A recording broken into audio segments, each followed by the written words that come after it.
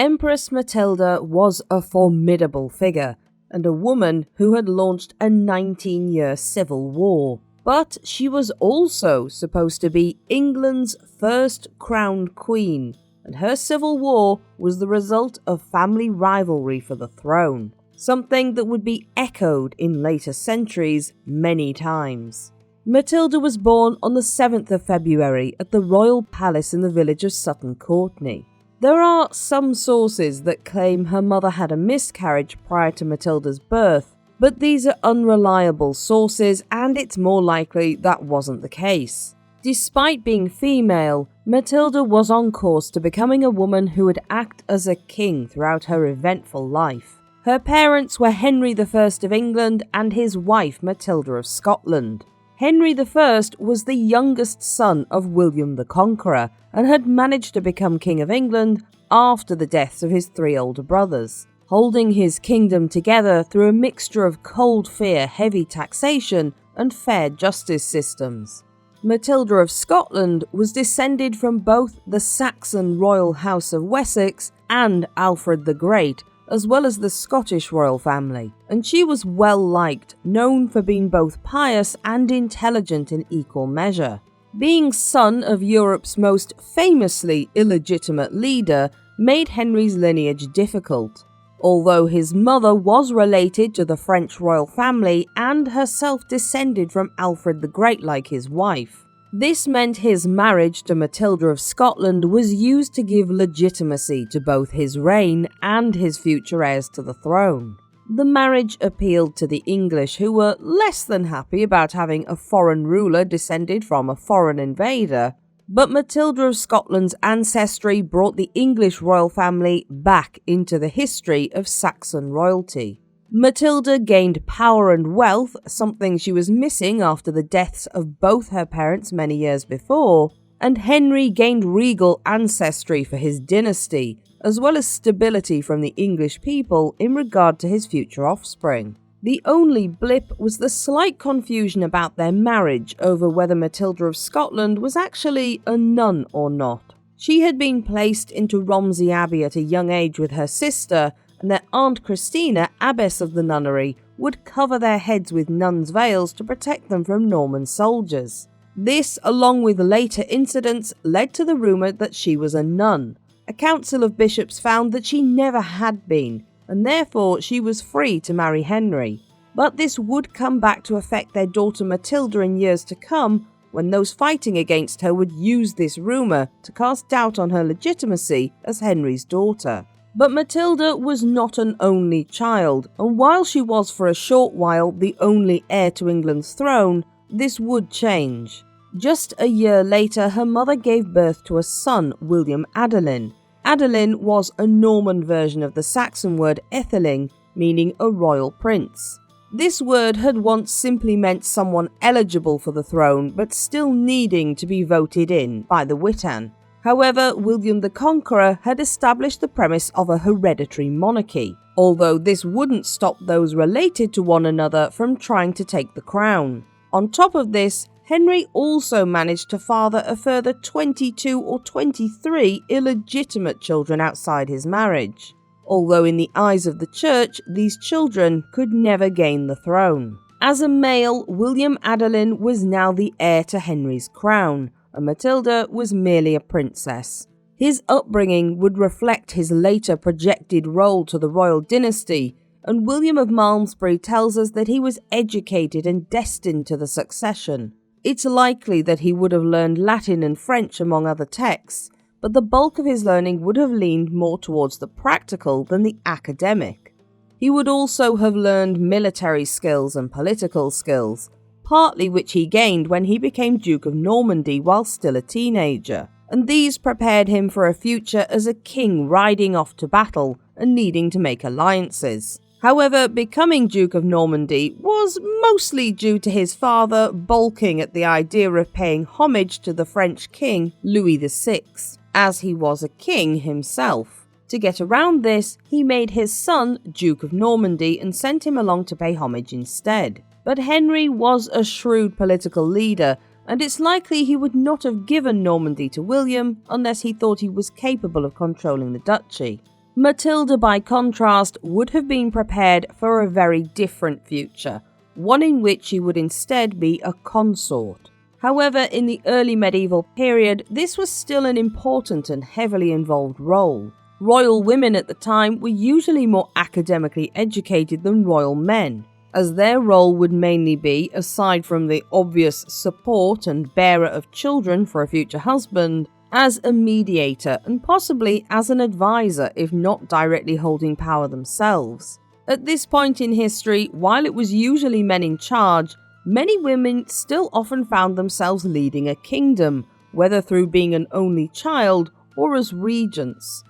Matilda was very well educated, as her own mother was, and she would likely have learned languages such as her father's native Norman French, English, Latin, and other European languages, as well as early reading and writing. It was typical for young royal children at this time to receive early instruction from their mothers, but it's also possible, as we know little about Matilda's early years, that she was sent for education at an abbey as her mother had been, perhaps Wilton Abbey. Further to this, Matilda would have been taught practical skills such as sewing and embroidery, but also household management. While this may sound like little more than the work of a housewife, for a royal wife it was a monumental task. It prepared Matilda for a marriage in which she would be expected to organise feasts, parties, entertainments, servants and properties, alongside her many other duties such as patronage and acting as regent when needed. Religious morals would have been an absolute element of little Matilda's education. Matilda of Scotland was known for being deeply pious, and her daughter would have grown up seeing her mother take charge of building 2 leper hospitals, several churches, and London's first public bathhouse and toilets for the poorer people of the city, as well as once washing and kissing the feet of people suffering from leprosy invited into her chambers. This devotion of the church would remain with the young Matilda throughout her life, and in her later years, like many others of her time, she would herself enter a religious institution in her retirement. When her father Henry travelled to Normandy in 1108, he entrusted the spiritual care of herself and her brother William to Anselm, Archbishop of Canterbury at that time. Anselm was a former abbot of Bec, and it's possible this explains Matilda's later devotion to the monks at Bec Abbey. We don't actually know what little Matilda looked like. While chroniclers of the time gave descriptions of many members of her family, including her mother and father, they are disappointingly vague about Matilda, saying only that she was very beautiful. However, it was convention of the time to say this about all noble and royal daughters, and so gives us little real clues about her. William of Malmesbury gives us only a glimpse of her through her character. She displayed her father's courage and her mother's piety. Holiness in her found its equal in energy, and it would be hard to say which was more admirable. But this was likely because at the time Malmesbury wrote about the English royal family, young Matilda had gone abroad for her first marriage, and she would remain in mainland Europe for many years, so few knew her well in her native homeland. From around 1108 across the English Channel, Heinrich V, King of the Germans, was seeking an official marriage with a young eligible princess, and Matilda was a great catch for the royal marriage market. Despite being only 6 years old compared to Heinrich's 22 years, she was well educated, had the blood of several royal dynasties in her veins, and most importantly, her father's rich estates in England and Normandy meant he could provide her future spouse with wealth. And Heinrich was definitely in need of wealth. In order to be crowned as Holy Roman Emperor, which the other German princes had voted him in as, Heinrich needed to march to Rome and settle the investiture controversy. This was a conflict between the Church and the royals of Europe over who should be allowed to choose and install bishops and who should gain from this. Henry would have had some sympathy for the younger ruler, as he himself had dealt with this thorny issue only a few years before in his own country. The clergy hadn't outright excommunicated Henry, although it had been threatened, as they needed him on side while Heinrich IV struggled. Having said this, Heinrich V was in a good position. His father had fallen out with the clergy to such an extent that his deceased body was still awaiting burial after he was excommunicated. But young Heinrich had been careful to befriend the church instead. He had been voted by the other royalty and nobility within the Kingdom of Germany to not only be king of the Germans but also king of the Romans, as his lands stretched over what had once been the Western Roman Empire. However, tradition still dictated that if he wished to be crowned by the Pope and be given the title of Emperor, Heinrich had to do so at the head of an impressive retinue, or an army, depending on the circumstances. The match was agreed upon, and the dowry for taking Matilda's hand in marriage was 10,000 silver marks, which would equate to around over £116 million in today's money. Not only did Heinrich gain his much-needed funds for his expedition, but he also gained a young wife, who could one day provide him with heirs with a royal heritage to match his own. Henry I enmeshed his fledgling dynasty into an older royal lineage of Europe and secured a valuable ally against conflicts in Europe. Young Matilda would now become the German queen, as well as the Holy Roman Empress once her new husband-to-be secured his crown in Rome. There is nothing written on how little Matilda or any of her family felt about sending her away to be married at such a young age. But while it's likely to have been an emotional occasion, it was also expected. Early medieval alliances could be made through conflicts, but it was more likely for them to be reached by the pairing of children in marriage, in the hopes that their children would keep control over their lands. In practice, it rarely went this smoothly, but Matilda was still expected to be an important pawn in this international game of politics. She was engaged by proxy at Westminster on the 13th of June 1109, but her actual marriage would not happen until she reached the canonical age of 12. Even then, it was highly unlikely the marriage would be consummated until a few years after this point.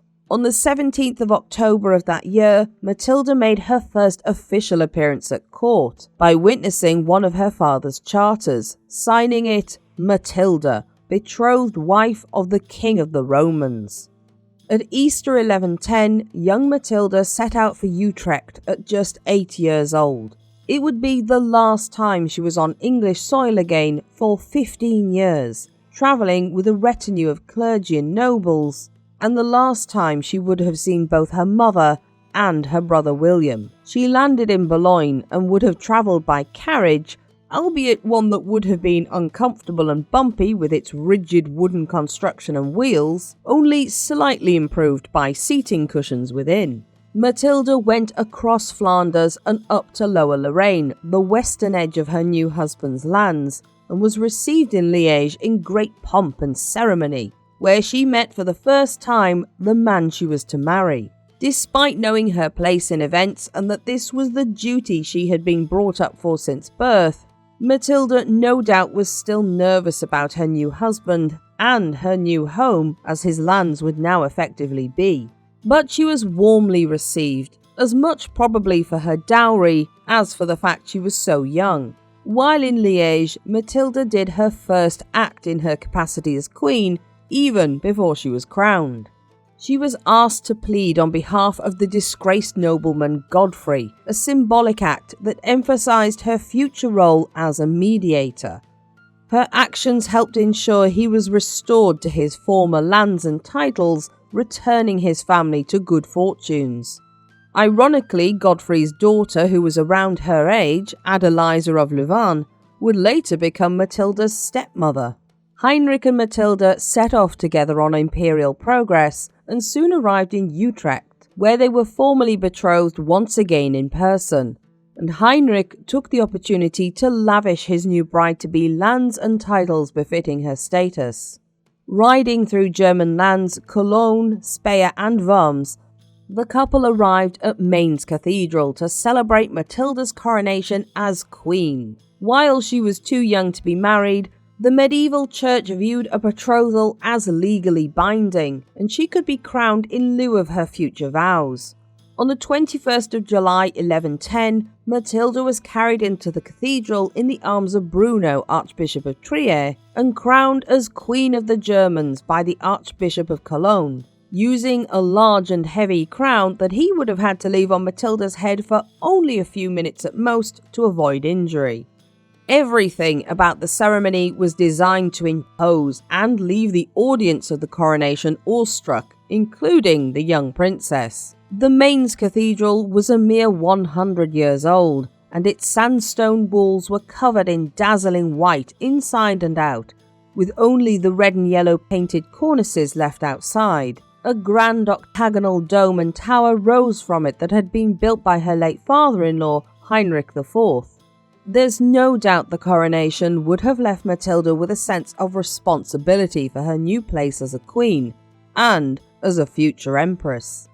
But after Matilda's coronation, she was now placed under the care of the Archbishop Bruno, and travelled to Trier to complete her education. Matilda would have spent time learning the languages and customs of her new home. Trier was the oldest Roman city in the German kingdom, and it was a cosmopolitan city made up of Germanic and Frankish influences, making it somewhat more familiar for the English princess brought up by a Norman father.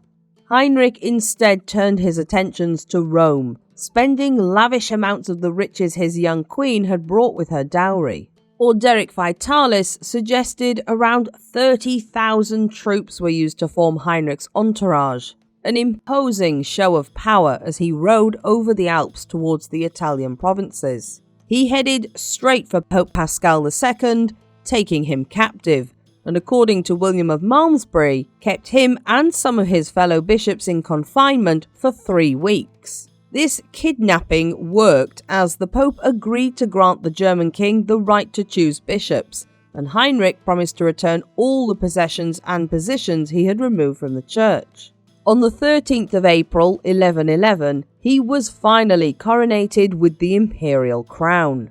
Heinrich was now Holy Roman Emperor, but it would be little more than a year later when the Pope and his bishops withdrew many of their promises, stating that those oaths obtained under the duress of being captive made them invalid, which seems fair enough really.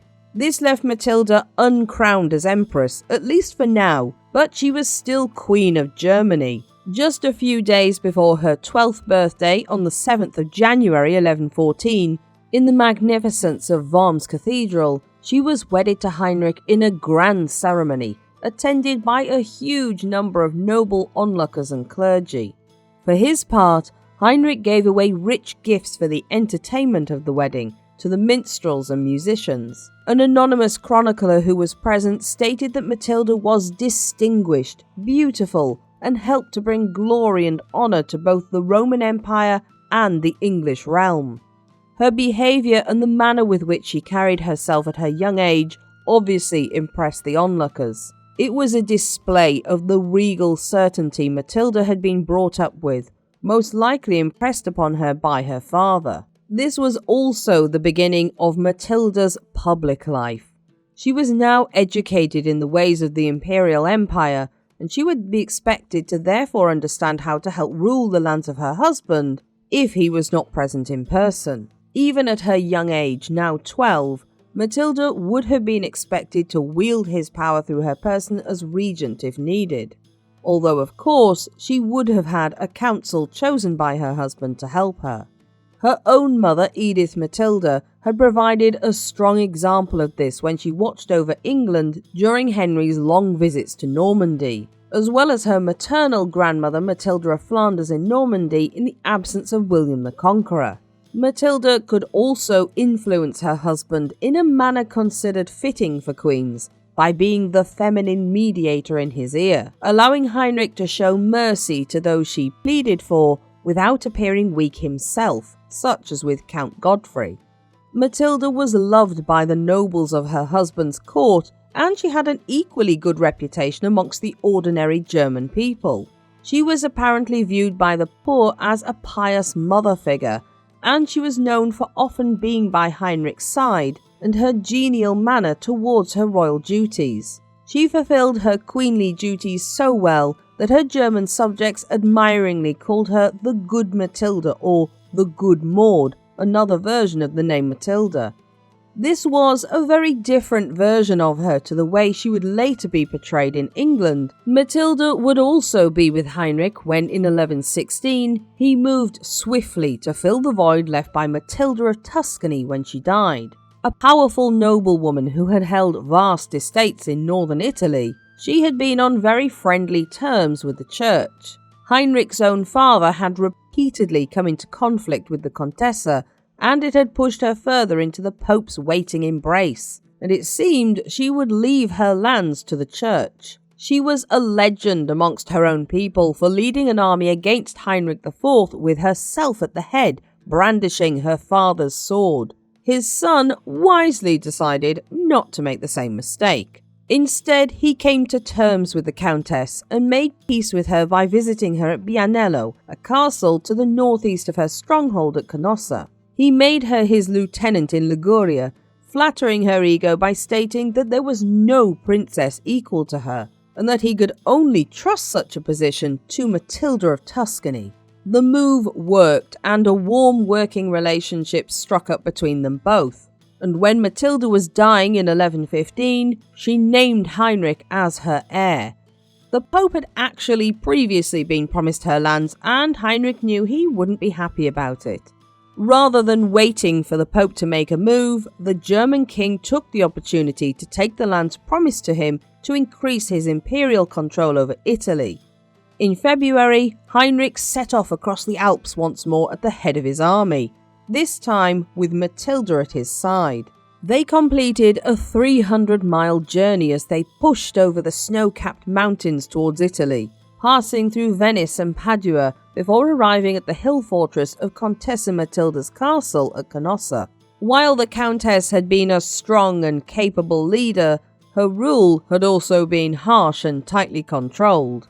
Recognizing this, when Heinrich rode through the gates, he promised those who had been her vassals generous compromises. Both he and his young wife were welcomed warmly as a result. Matilda herself was commended as a fitting replacement for the previous Matilda. Now they had only to look to Rome. But Pope Pascal, unwilling to be met once again by Heinrich and his army, had already fled with his papal curia 80 miles away to the Abbey of Monte Cassino. The royal party remained within the north of Italy for a further year until Heinrich felt certain of his hold over his new lands. He and Matilda once again set off, this time to take the city of Rome.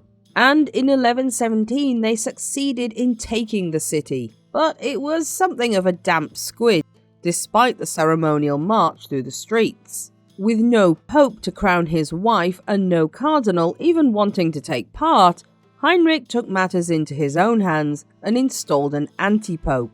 Just before Easter of that year, passing over the River Tiber in boats in order to reach St. Peter's Basilica, as the way across the bridge was blocked by supporters of Pope Pascal, a royal procession made its way inside the Grand Church.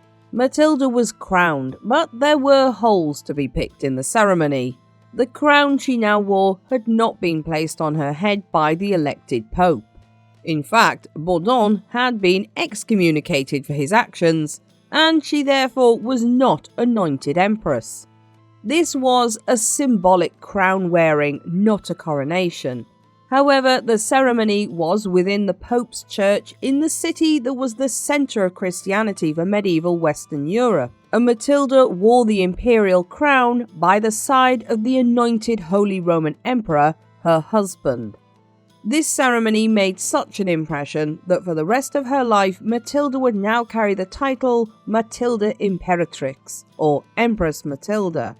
There is no doubt that Matilda was not idly standing by and weaving with her ladies-in-waiting while all this had happened through her husband's capable actions. She had witnessed firsthand how careful planning could lead to increased lands and power, and how a crown you were entitled to could be taken instead of given. She had witnessed the visceral game of politics that ensnared medieval Europe, dealing with their spiritual souls as well as their bodies. Most importantly, Matilda no doubt had a renewed sense of her own regality, as well as learning how ruthless a ruler needed to be. A crown had been placed on her head as a symbol of sharing in her husband's divine power, and her chance to wield that power for herself came in 1118, when Heinrich had to return to the north to deal with a rebellion of the imperial princes in Germany. She became Heinrich's regent in Italy, still only 16 years old,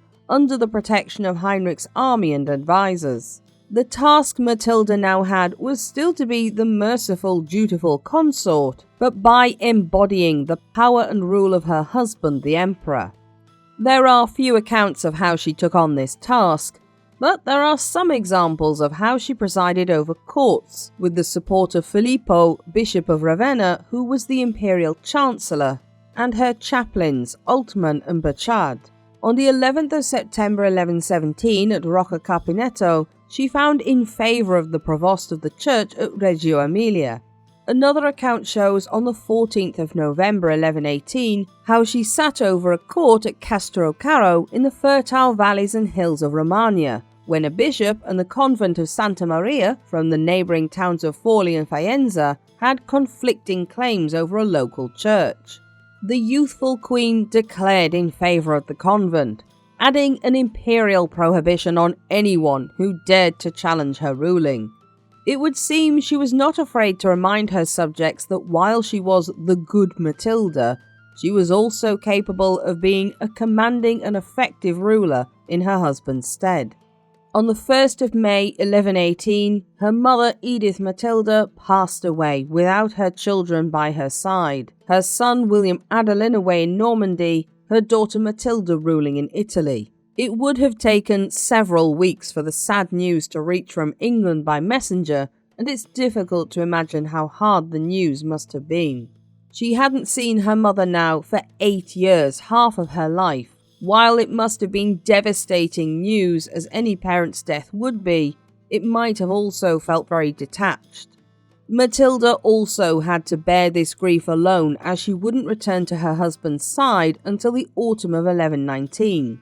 And sadly, this wasn't the only news of death that Matilda would receive, and the second death was to dramatically alter the course of her life in November 1120. William and his father were returning from Normandy on the 25th of November, and while his father went ahead, William Adelin and his many young companions decided to go later on another ship, known as the White Ship. The White Ship, La Blanche, was the swiftest and best-made ship in the royal fleet at that time. As the prince and heir to the throne, William was a magnet for the other young nobles of the court, including many of his half-siblings, and they stayed with him. The young nobles took to early medieval partying, drinking plenty of wine over the next few hours until the evening, steadily getting more drunk until they at last set sail across the channel. It was a really bad decision. It was dark and likely cold and rough on the English Channel, as it was the middle of winter. The revellers on board, filled with Dutch courage and youthful confidence, urged the captain to speed up the ship to pass the king's own vessel. He did their bidding only for the ship to steer onto a rock, capsizing when the crew failed to push themselves off with oars. The only survivor of the wreck, a butcher from Rome, told how William Adelin might have survived, as he had actually managed to get himself to a boat. But upon hearing the cries of Matilda Fitzroy, Countess of Perth, one of his illegitimate half-siblings, he turned back to save her. Many others jumped into his boat, overfilling it. Everyone within the small boat sank into the channel and drowned. This was a devastating disaster, similar in scale and emotion to the sinking of the Titanic. Many young nobles of the Norman court were lost to the sea, and most of all, the loss of William meant England was now without its future king. William Adelin's death was deeply felt by his father Henry. Not only had he lost his only legitimate son, as well as many of his illegitimate children, but also his heir and the stability of his dynastic line. When the news reached Matilda, it must have been another regretful but strangely distant piece of unfortunate news. When she had last seen her brother, he had been 6 or 7 years old, but she must have still grieved for him. If nothing else, Matilda will have realised the monumental effect this would now have on her family, and no one could have known what Henry would now do about the succession.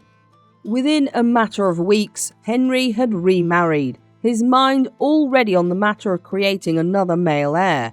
He was, after all, now 52 years old, an age at the time which was considered closer to death than fatherhood.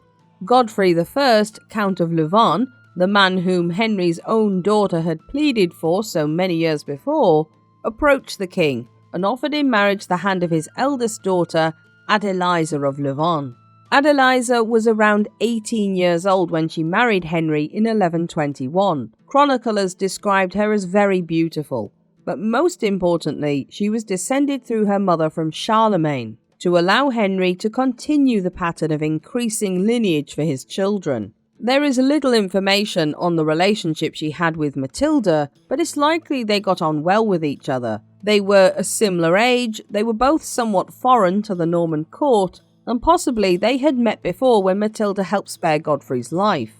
The way in which both women would treat one another in later years suggests they had a warm relationship together, although it was more likely leaning towards friendship than that of mother and daughter. The aging King Henry kept his young wife up close, travelling extensively with her, probably to increase the chances of conception. Despite having many children with other women over the course of his reign, Henry needed a male heir who was legitimate. However, for all his previous children, and the fact that Adeliza would go on to have 7 children with her second husband, no royal heir was ever conceived, most likely down to Henry's age. Yet again, in 1125, a tragic event would change the course of Matilda's life and take her in a different direction. On the 23rd of May, at 38 years old, her husband Heinrich died from cancer at Utrecht, leaving her, as she had not given birth to his heir, no longer a German queen. Although her marriage had been a personal success, it was a failure in terms of dynastic ambition, as Heinrich and Matilda had no children. There had been rumours early in their marriage of a miscarriage, but we have no record of this except for one source, and certainly there were no other children. Heinrich had placed the imperial regalia into Matilda's hands to keep safe until his successor took them, trusting her above all others with this task. The loss must have been devastating. Since she had left England as an 8-year-old child, Heinrich had been the central pillar to her future. It was obvious the emperor had cared deeply for Matilda. He had trusted her to the point where she had ruled in his absence on his behalf. They had travelled together on his expeditions to quell or grow his empire, and although we can only speculate on their relationship from the few sources we have, it would seem Matilda was a much-loved companion of Heinrich, by whose rule she had gained valuable experience in the politics, powers and dangers of commanding an empire. This was experience that she would no doubt later draw on during the next chapter of her life. Matilda had no further part to play in Western Europe's greatest imperial empire, and when her father Henry heard she was now a 22-year-old widow, he recalled her to England. The German people were reportedly sad to see her go, and many of the German princes requested her father to let her remain in German lands, probably with the view to one of them marrying her. Matilda was now a widow, but due to her status, still youthful age and father, she was still a glittering prize for marriage. But it would seem Henry, having still not had any children with Eliza yet, had finally recognised Matilda was likely to be his only legitimate heir, and so he stated that she must now dwell among her own people. She had spent more than 2/3 of her life at the side of her German husband, but now she returned to England and her father, a foreigner in the land she had been born in. She probably would have spoken Norman French with a German accent, and her courtly manners would be German. Matilda was now very different from the small French-speaking girl who had left so long ago. But she was likely also confident and self-assured, certain of her own mind and in her own political and regal skills. She continued to style herself Empress Matilda. The Empress also brought wealth home with her in the form of 2 jewelled crowns of solid gold. One of them was so heavy that it could only be worn when supported by 2 silver rods, and the other was covered in exquisitely crafted gold flowers. She also brought a relic in the form of the mummified hand of the Apostle St. James, on whose feast day she had been crowned at Mainz Cathedral. Sadly, there is little sympathy to be found from the Anglo-Norman chroniclers, who described the newly returned Matilda as haughty and somewhat full of herself. There's no mention of what it must have been like to be a stranger in a now unfamiliar land, a widow to a man who, by all accounts, had loved his wife and treated her well, whom she had spent most of her life with. It's also strange that there seems to be no consideration that this was a woman who had every right to appear regal and perhaps full of grandiose manners, as Matilda had held an imperial title after being crowned in the Pope's own church and had been the consort of the most powerful monarch in Western Europe. Certainly no one ever accused her father of having haughty manners, no matter what he did to remind others of his status. It must have also been a culture shock coming back to the Anglo-Norman court to an uncertain future. Henry wasn't getting any younger and he wanted to secure his royal lineage. And so, for the first time in English history, he took an unprecedented step. He named Matilda as his heir to the throne of England. It wasn't unheard of in Anglo-Norman England for women to have some form of power, but only through their husbands or sons or brothers holding it for them until they were of age or returned from war. The English church had nothing to say on the subject of a woman becoming monarch in her own right, only that a monarch must be legitimate. Of course, nothing was actually mentioned about a woman becoming a female king, as they would have understood it, because the idea simply hadn't occurred in a patriarchal society that had very set roles to men and women, even noble ones. The word queen, developed from the Anglo-Saxon quen, simply meant a woman who was consort to a king, not as someone who held power in her own right. Matilda of Flanders had come the closest to holding power in the modern understanding of a queen, as she had been given almost equal power alongside William in order to help him while he was away from England, and to legitimise his own claim through her bloodline. In theory, there was nothing to prevent Matilda from actually becoming queen regnant. There are some arguments amongst a few historians about whether Henry actually meant Matilda to become queen in her own right, or if he imagined he would remain alive long enough to pass the crown on to a grandson mothered by Matilda, and naming her as his heir assured this connection. However, it seems unlikely this was the case. At that moment, Matilda was unmarried and had no children, and Henry was certainly old enough at the time to be worried about possible imminent death. It's almost certain he did indeed mean for his daughter to be queen. And on top of this, despite legitimacy being the hot topic of the day, if Henry was considering making his daughter the first ever English queen in her own right, then why not one of his many illegitimate children? It is interesting that one of Henry's illegitimate sons and later Matilda's greatest supporter, Robert, Earl of Gloucester, did not really seem to consider claiming the throne for himself. Robert was a popular noble, well skilled and experienced on the battlefield, but his illegitimacy held him back from the crown. Nevertheless, he was still a child of the king, so likely would have had a stronger claim to the throne as the energetic son of the king than Stephen I, who was merely Henry's nephew. But none of the Anglo-Norman nobles protested when the king required that they swear fealty before both Matilda and himself to support her claim to the throne, should he die before he had another son, which looked more likely with every passing year.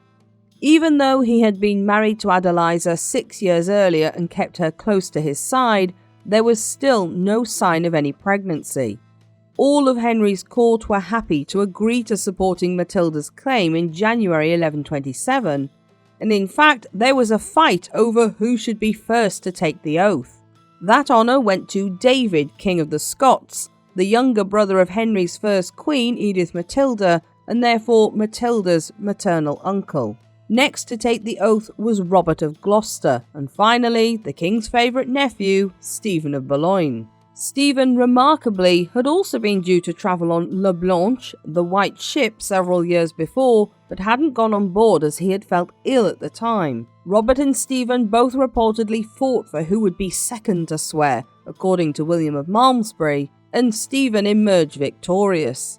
This would suggest that, at least at the time of the oath being sworn, no one was worried about the possibility of Matilda being a female ruler, and also that Stephen specifically did not question it, at least publicly or on record. What was most important was that she was legitimate, she was the king's daughter, and also that she was still young enough to remarry and have more heirs of her own.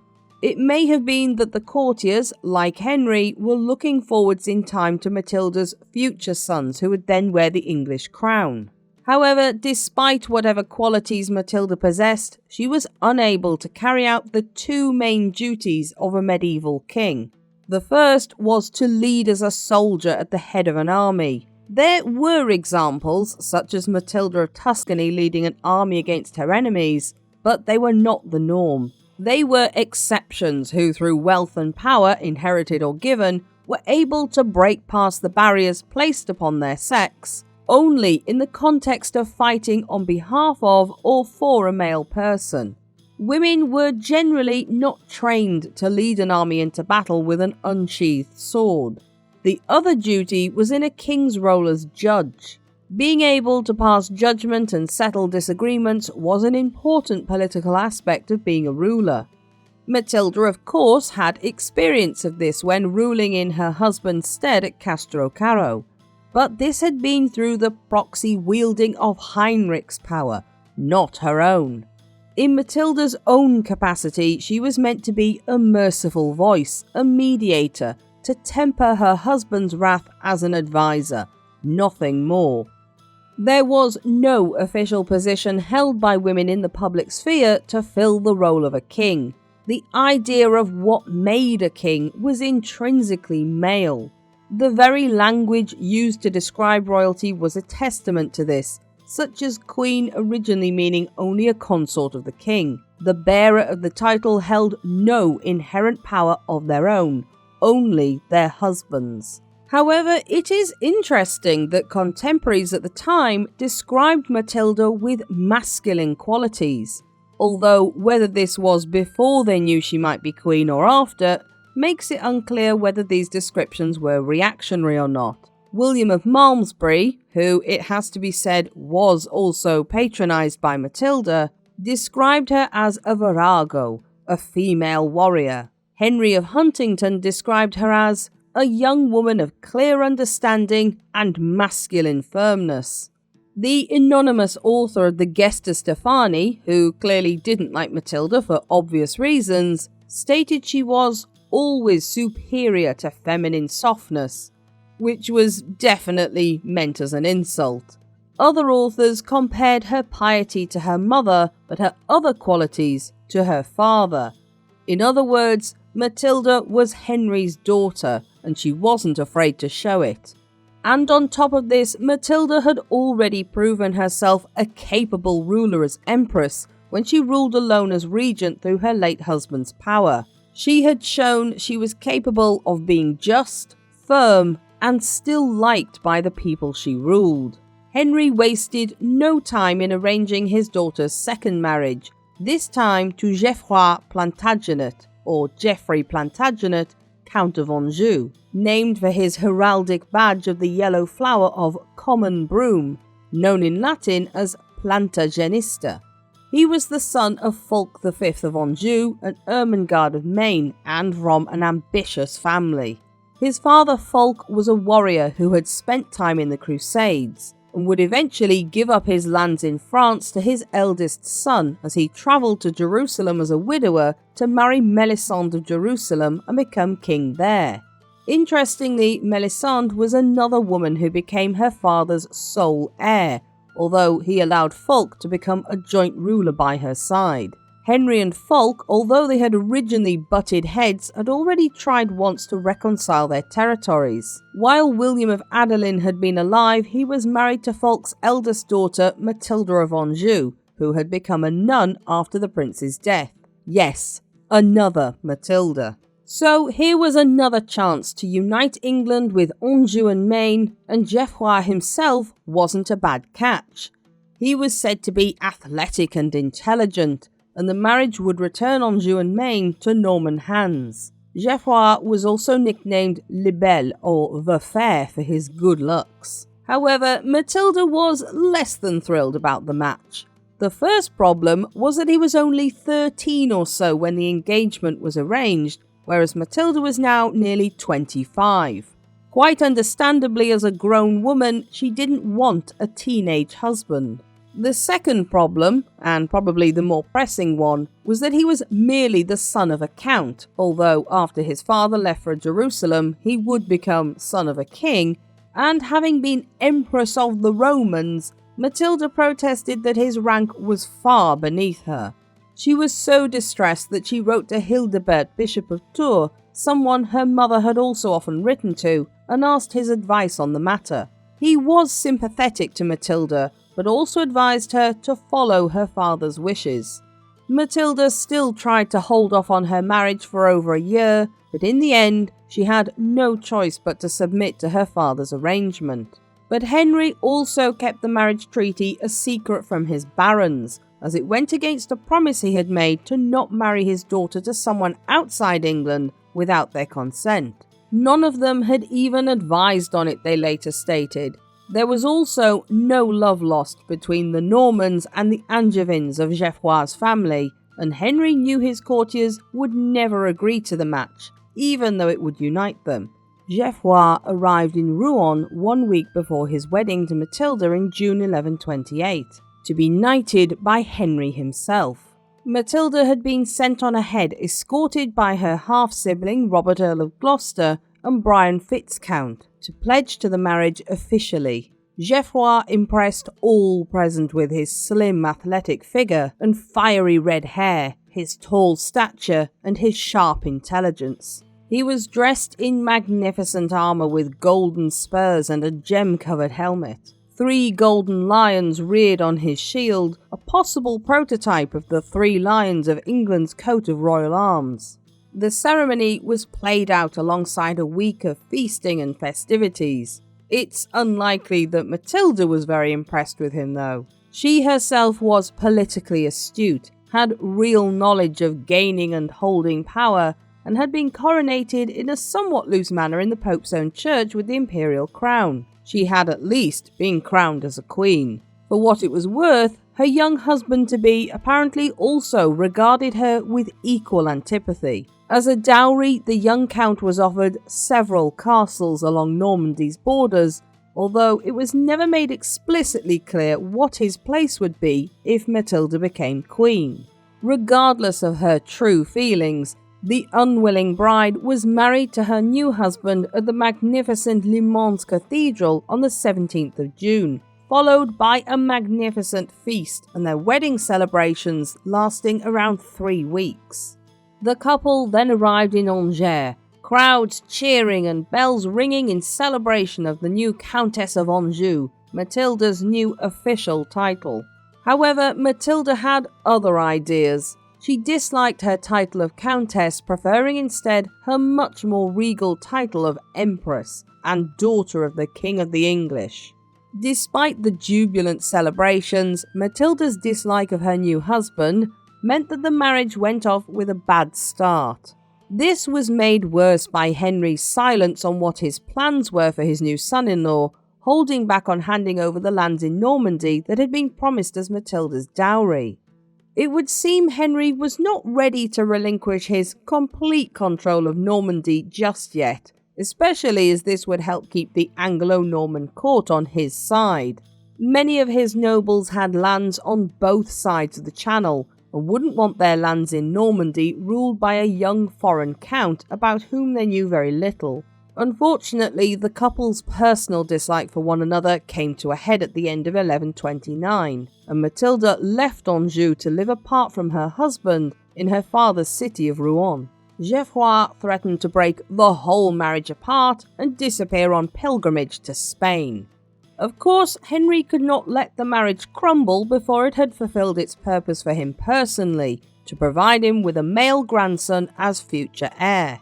He intervened to repair the coupling, sending word to Geoffrey through Hildebert of Lavardin in 1131, who reminded the young man of his duties in looking after and ruling his lands. In response, Geoffrey agreed to remain in Anjou and stated he wished to be reconciled to his wife. Despite being young himself, he was possibly worried about his lands going to his new half-brothers who had just been born in Jerusalem if he had no heir of his own. On the 8th of September, Henry met with his barons who agreed to help the marriage succeed, seeing that politically it was a useful match. The day after, this was also used as another opportunity for the Anglo-Norman nobles to renew their oath of allegiance to Matilda, although not to her husband. There was no doubt Henry was stating to his court, "Matilda is my heir, and her children are my future dynasty." And if not emotionally, then politically the reconciliation worked. The couple returned to France together, and Matilda spent time in Rouen to learn how the systems of administration worked there. Geoffrey even seems to have been completely at ease with acknowledging his wife's higher rank, signing letters and charters as the husband of Matilda, daughter of the King of the English and former wife to Henry, Roman Emperor, and he set about competently ruling his lands and settling them down. However, the couple's tempers would still cause them arguments over the years, and much like her father, Matilda's new husband would go on to have several illegitimate children outside their marriage. On the 5th of March 1133, Matilda at last gave birth to her first child, a healthy boy. He was named for his grandfather Henry and inherited his stocky physique alongside his father's famous red gold hair. This was the future Henry II of England. Henry I, meanwhile, was delighted with his new grandchild and came personally to Rouen to visit both his daughter and his grandson. Little more than a year later, her second son, Geoffrey, was born in 1134. But this was a difficult birth for the 32-year-old Matilda, and she became ill and very close to losing her life. She made arrangements for her will, but argued with her father over where she should be buried. Matilda preferred her beloved Bec Abbey, but Henry wanted his daughter to be regally buried in the great Rouen Cathedral. His reasoning was that a woman who had once been empress should be buried somewhere far grander, but in reality, it still came down to a man wanting to enforce his decision over a woman's, and especially when she was in no position to argue about it. Apparently, in the end, he did give way to Matilda's request, but thankfully, she recovered and went on to have a third son, William, in 1136. Geoffrey had now done his part, providing Henry's daughter and heir with future heirs in the form of his 3 sons. But he had received very little in return from his father-in-law. 4 years later, he and Matilda still did not have possession of the castles along the border between Normandy and Anjou, and there had been no mention of whether he would receive a crown alongside his wife, as his father had done in Jerusalem. Henry was still unwilling to let go of his control over his domains in Normandy, but this was a risky move. If Geoffrey had ever been forced to fight for Matilda's claim to Normandy, which would eventually happen, this would have been a strategic failure, as they would have little to no control over the territories. This was alongside it being something of a snub, as it was promised to Matilda before her marriage, and she found herself caught in a conflict between her father and husband. This time, she sided with her once disliked husband, perhaps thinking of her sons and the claim on their inheritance if her father changed his mind about the succession. Perhaps Geoffrey and Matilda had finally come to care for one another. Whatever the case, events finally came to a head in 1135. Henry travelled to near Lyon-la-Forêt for a hunting trip at his lodge, and on the 25th of November, he fell ill after eating some lampreys. These were a delicacy in the early medieval period, a type of eel, but some could be poisonous and if not prepared correctly could make someone very ill. It was the belief of contemporaries at the time that the cook had not prepared the fish properly, causing the king to have food poisoning, and that this gave him a chill which his aging body could not fight off, gaining a fever and sweating as the night wore on. Honestly, even in the modern period, this sounds plausible. The king grew more seriously ill and passed away on the 1st of December 1135, surrounded by the nobles of his court, but not his estranged daughter. This was something that would later cast doubt on Matilda's claim to the throne due to their strained relationship. However, despite the tension that had arisen between them, Henry spent his final hours insisting on his daughter's right to the crown, according once again to William of Malmesbury. The author of the Gesta Stephani went the other way, of course, saying Henry apparently lamented his decision to make his barons take an oath of loyalty to Matilda. It's highly likely the actual truth was somewhere in the middle. Henry had made his courtiers swear not once but twice, so he was serious about his decision to make Matilda his heir. However, it's also possible on his deathbed, lamenting on his estranged relationship with Matilda, that he had considered another briefly until his grandchildren were grown. The speed with which Henry passed meant it was not possible to send a message in time to bring Matilda by his side, and his body was moved the next morning to Caen. His body was prepared as his barons and bishops waited for weeks for favourable winds to allow them to cross the Channel. In that time, they discussed the succession, suggesting that perhaps Henry's nephew, Stephen, the Count of Blois, might be better than a daughter who the king hadn't spoken to for some time. But while it would be easy at this point to dismiss their nervousness as Matilda was female, it was actually more likely they disliked her husband. Geoffrey was still a distrusted foreign outsider, and his father-in-law had never explicitly said what his role was to be in relation to the throne. Was he intended to be a king ruling through the right of his queen like his father, or was he merely intended to be a king consort? And what would that even look like to a system that had no precedent for such a thing? The chroniclers who described the events that came after barely mentioned Matilda. Her cause was harmed by her lack of physical presence at her father's death. Matilda not being at Henry's bedside to show she was a dutiful daughter meant she also wasn't there to smooth over any uncertainties about her possible role as queen. Geoffrey was also ill at the time, so she wasn't able to ask him to raise an army for her to secure England, and on top of this, she had no bases in England from which to pitch an army anyway. However, this is not to say that Matilda sat on the sidelines waiting to be called forward as soon as the fateful news of her father's death reached her. Matilda wasted no time in riding north to seize the 3 castles on the border of Normandy that had been promised as her dowry, Domfront and Aime at Argenton and Alessand and Sey. She was so successful that she never lost these estates, and it was from these fortresses that her campaign to claim Normandy and England would be launched. But for now, this was as far as she could go. Geoffrey was now detained by rebellion in Anjou, while Matilda was unable to leave Normandy due to her pregnancy, which had begun only a few weeks earlier. Also, he didn't help his wife with his troops, as the population of Normandy quickly got sick of them pillaging the land, setting fires, and destroying crops in their efforts. This meant that only one baron ever declared for Matilda, and when others heard Stephen had took the English throne, they declared for him instead and went across the Channel.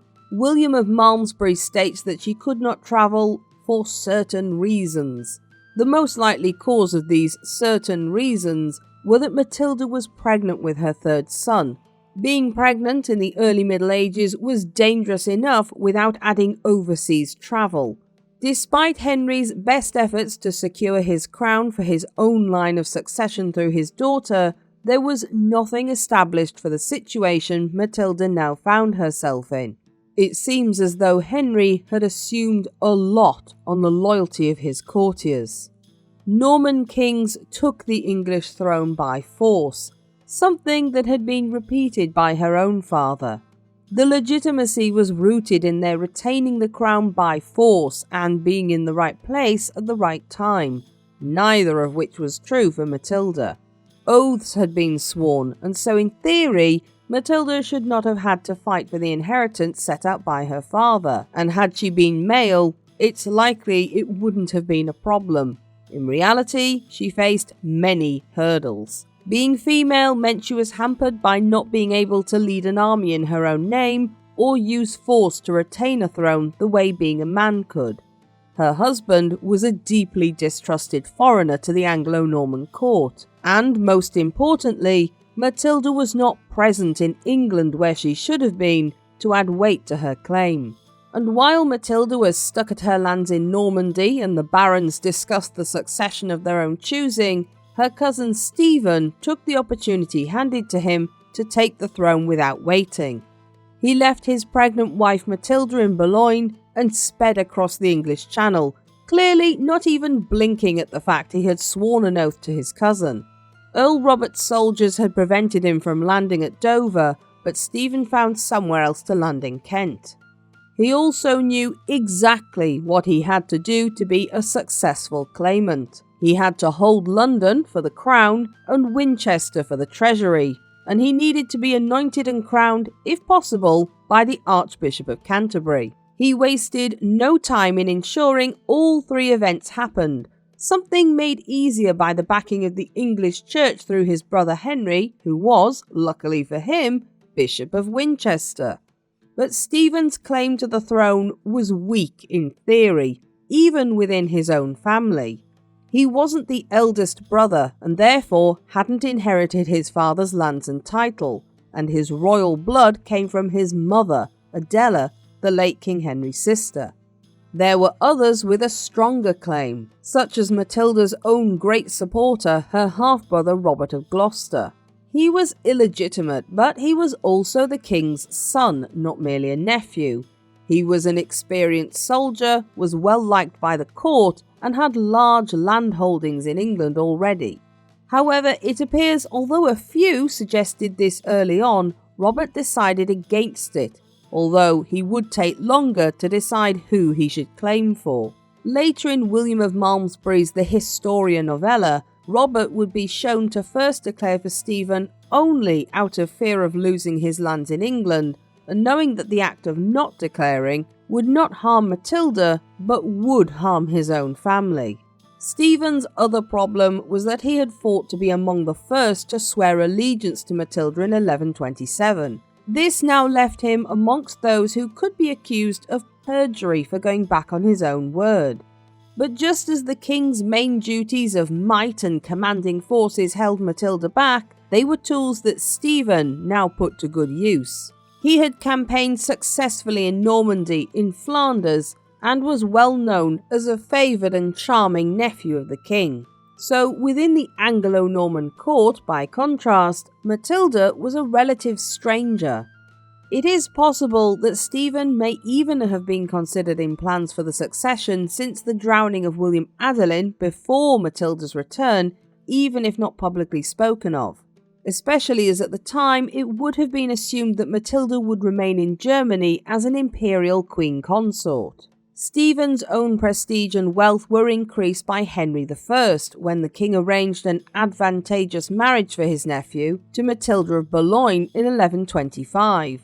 This was important in his race back across the Channel to be crowned, as control of Boulogne's ports allowed him to offer lucrative trading routes when he landed in England.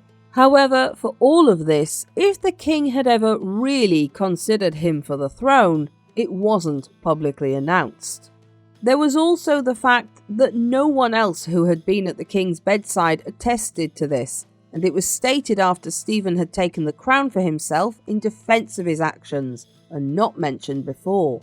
Doubt was cast by this because of the estranged relations between Matilda and her father, but it seems unlikely that a man who had played the long game with his son-in-law's demands and his grip on government, and who clearly was delighted with his male grandsons, who would become his heirs if Matilda remained next in line for the crown, would suddenly make an impulsive decision on his deathbed that reversed all of that. The only certainty is that while the barons waited with Henry's body and discussed their own moves, and Matilda waited in her French border fortresses, is that Stephen took his opportunity and wasted no time. The speed with which he moved might even suggest this was an already planned move rather than a spur-of-the-moment twist of fate. No doubt he would be well aware of the difficulty in crossing the channel for others, and he would have the backing of the church through his brother. This is not to suggest necessarily that this was through any animosity to Matilda. No doubt her feelings on the matter were not even considered at all, but rather to Stephen's own position against her husband, the Count of Anjou. Geoffroy's Angevin family were considered enemies to the Counts of Boulogne. He may even have discussed in whispers with the Anglo-Norman nobles who saw little of Matilda and distrusted Geoffroy that perhaps someone who was male and well known to the king would be a better placement for the throne to account for his later actions. The author of the Gesta Stephani declared confidently without blinking that there was no one else at hand to help smooth the unstable chaos, and that England and Normandy were about to fall into chaos following the king's death. If only Matilda had travelled to England and placed herself in the centre of events, she may well have been seen as the calming influence that Stephen would be cast as. Not only was Stephen to be seen as bringing stability and security, but also riches for those who might be swayed by them. His lands in Boulogne were the reason he had reached England so fast, and now he promised the same speed for trade routes to the wealthy traders of London. The wool trade was hugely important for England's economy, and he could promise ease of trading to the coastal towns of Flanders. The citizens of London were therefore happy to welcome him in as a king, but they were swayed by his promises of trade routes and privileges for the city.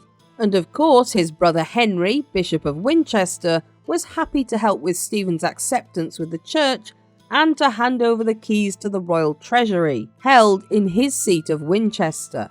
Stephen also persuaded the Archbishop of Canterbury, William of Corbeil, to carry out the coronation. William was a loyal man who had served his post for a long time and was fully aware of the wishes Henry had had for his daughter. It was the main reason why he hesitated to crown another. However, England was without a ruler, and Matilda did not seem to be in a rush to claim her throne for the time being. Stephen appeared to be the king England needed, and the support of the Bishop of Winchester convinced William. Bishop Henry declared that Stephen would swear to restore and maintain the freedom of the church, something which Stephen later broke his oath to. Really, they could have seen a pattern here. This now presented a problem that had never occurred before. Two forms of royal legitimacy were in opposition with each other. On the one hand was Matilda's hereditary legitimacy through being the king's only remaining heir, as well as one who had been given oaths of allegiance from the nobles of England. And on the other hand was Stephen, legitimised through his regal and deeply symbolic coronation, anointed by the Archbishop of Canterbury. Even Matilda's uncle, King David of Scotland, who also made it clear he supported his niece, was unable to shake Stephen from the throne. He invaded across the English border into Carlisle and Newcastle upon Tyne when it became clear how the throne had been usurped from Matilda. But Stephen's forces were such that David soon put down the uprising and made terms. This also persuaded the nobility that they should support Stephen's cause, something that many continued to do when they were forced to choose sides. What the country needed, in the words of the Gesta Stephani, was a king who had a view to re-establishing peace for the common benefit, and would meet the insurgents of the kingdom in arms and justly administer the law. At his coronation, Stephen had promised his new subjects justice and stability, and he had brought it, crushing an uprising and forcing peace between two nations. The more he put down any opposition to his taking the throne, the more he was able to extract support from the nobles, and this in turn grew his legality to hold the throne and grow his support among the people. Even Robert of Gloucester had to bend the knee and add his support for the king at Easter of 1136, and in return he had confirmation of his titles and lands, something he had worried about while remaining in Normandy. It must have seemed as though there was no other option, but this was to be a temporary situation. Matilda was now trapped with her 3 sons in the frontier fortresses of her lands in France. She and her husband still worked together politically with regular raids into Stephen's lands in Normandy from Anjou. However, Stephen did not attempt to push them back in any way from Normandy's borders. Perhaps he was too distracted with matters in England, or perhaps, as Matilda had not moved quickly enough, he did not think them much of a threat either way.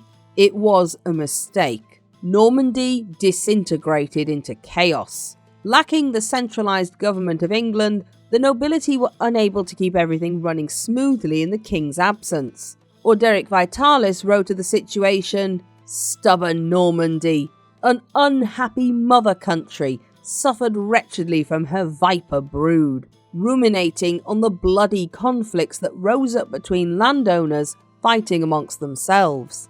In 1136, Stephen's hold on England and its rule began to crumble too, during a siege at Exeter Castle. It was a particularly long and hot summer that year, and it wasn't long before the castle's wine supplies ran dry. Baldwin de Redvers, the lord of the castle, had been a devoted supporter of Henry I and didn't declare for Stephen, but he was forced to save the lives of those inside the garrison by pleading for mercy. Baldwin's wife was sent out to beg for their lives, her hair hanging loose and barefoot. The Gesta Stephanie described the fate of the lady and those with her in horrifying detail. Their sagging and wasted skin, the look of torpor on their faces drained of blood, and their lips drawn back with gaping mouths. Perhaps surprisingly, considering he was a man of the cloth, it was actually the Bishop of Winchester who argued that Stephen should,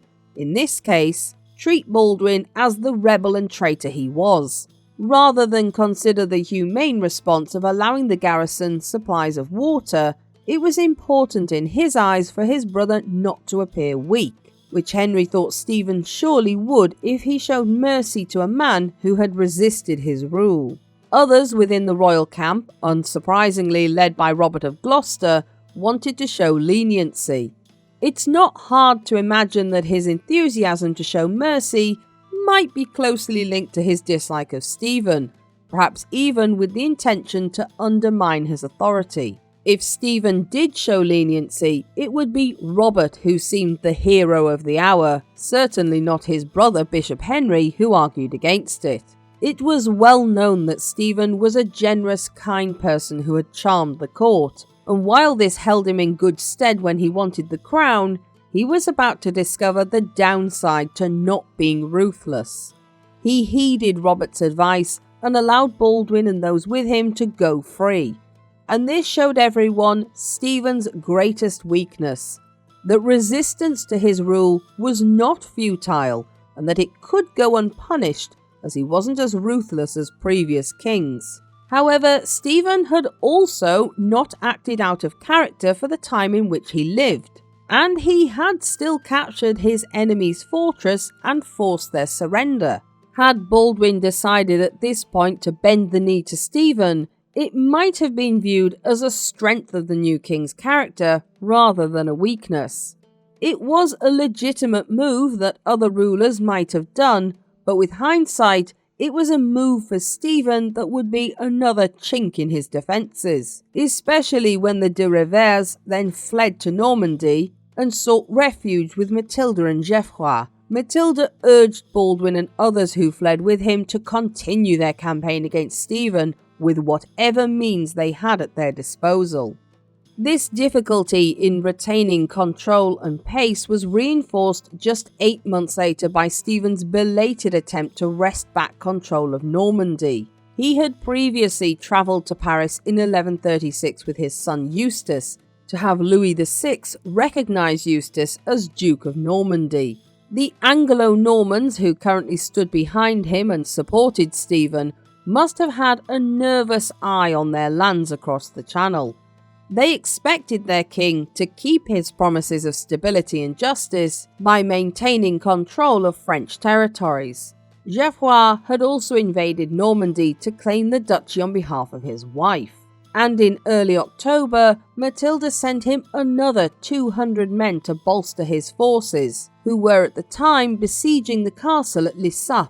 Matilda took as close a role as she could to being head of her army. Although she never engaged in actual fighting, and it's unlikely she was ever anywhere near a battle's front lines, Matilda did still ride out to the head of her army when they were travelling. She also had her own personal armourer named Robert, and this suggests that at times the Empress wore at least some form of simple chainmail armour for the sake of appearances. Many royal and noble women throughout the centuries would famously copy this approach of not actually fighting in battle, but appearing in armour before their forces to boost morale. In March 1137, Geoffrey was still fighting for Matilda's claim, but he was met with fierce resistance. And in that month, Stephen made another trip across the Channel, finally reaching the coast of Normandy along with his wife Queen Matilda, Eustace and Robert of Gloucester.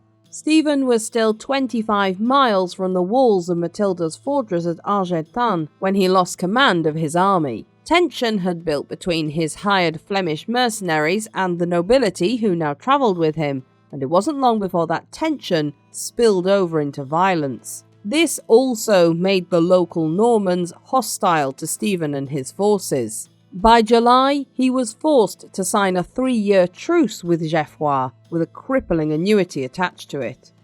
But it wasn't the only tension that had built up. Stephen and Robert were not getting along.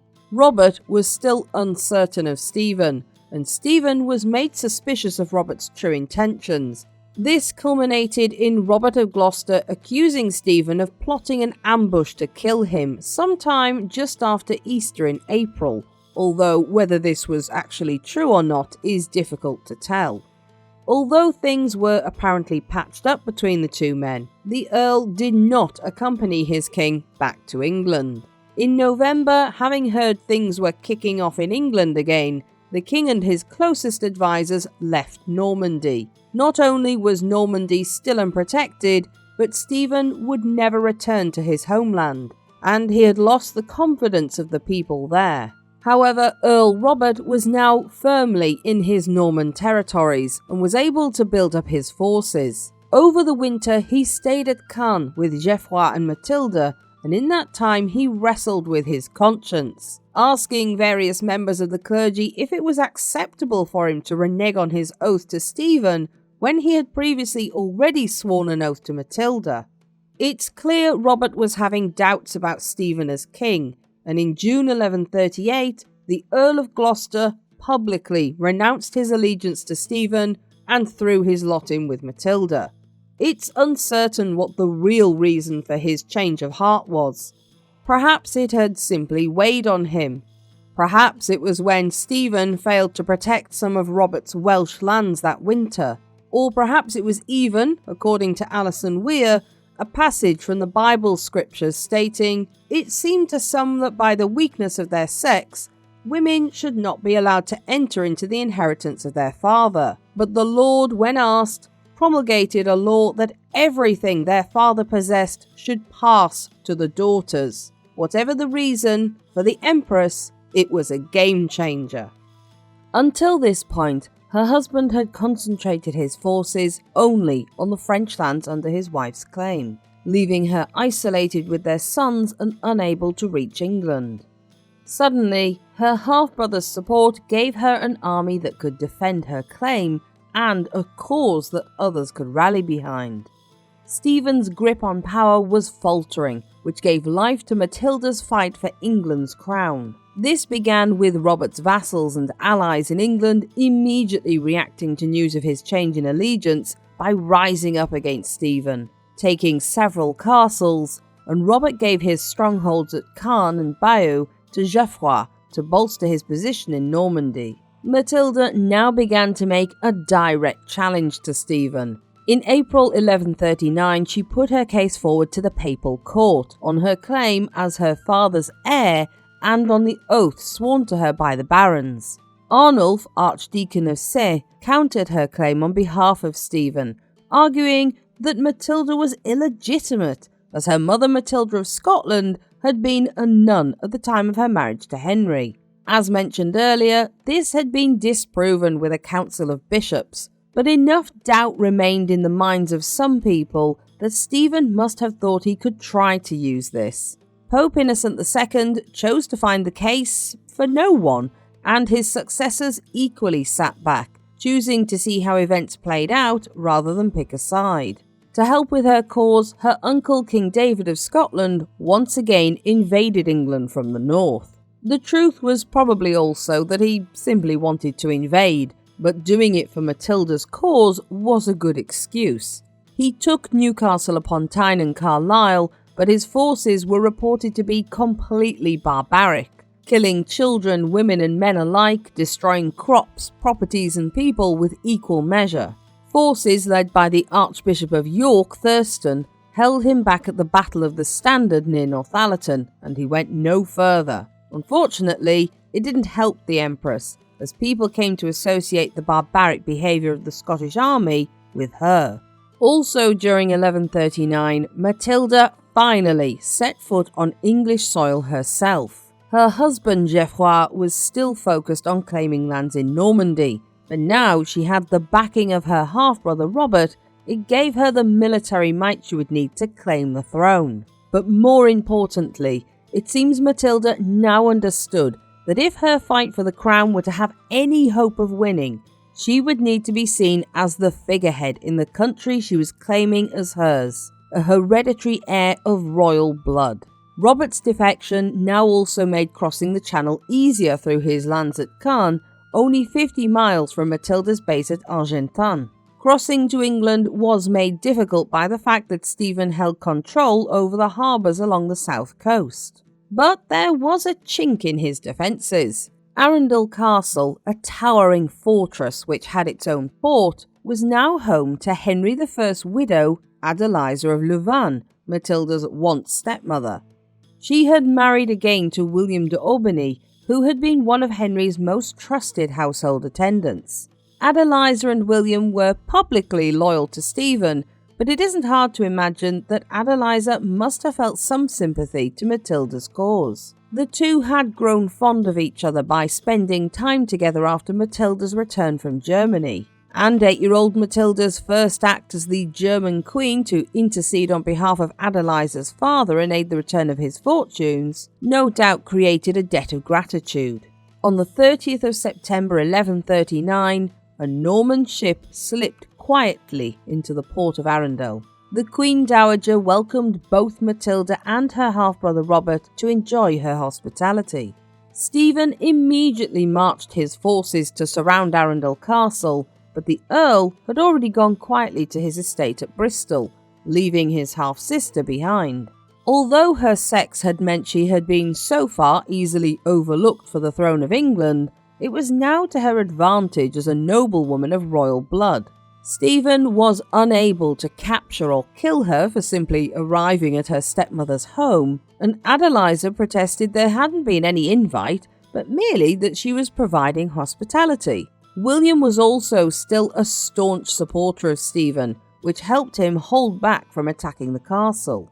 It's also clear from the Gesta Stephani that Stephen didn't consider Matilda to be any threat, stating that he focused all his efforts on the capture of the Earl, leaving a force to surround Arundel Castle as he sped off in pursuit of the Earl of Gloucester. Robert was the only one in the party he could legitimately attack, especially as the Earl had publicly denounced the king. There is a further interesting part to this in that apparently Stephen's brother Henry had all the byroads blocked by guards and at length met the Earl. It was rumoured after a compact of peace and friendship had been firmly ratified between them, Bishop Henry let Robert go unharmed. Although it states it is a rumour, the author of the Gesta Stephani seemed to suggest they believed it enough to include it. If this was true, what is even more interesting is that upon his return to his brother's side at Arundel, Bishop Henry said nothing, and this would make him responsible at least in part for the civil war that followed.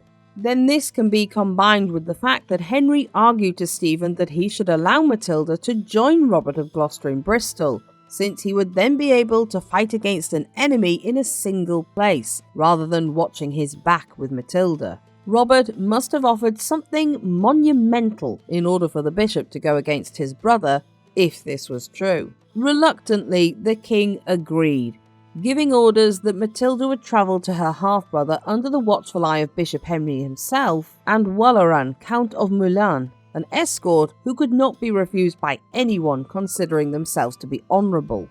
William of Malmesbury pointed out even their bitterest enemy, Henry of Huntingdon, also stated that the king probably understood it would be difficult to keep soldiers at the heavily fortified Arundel Castle and go after Robert at the same time.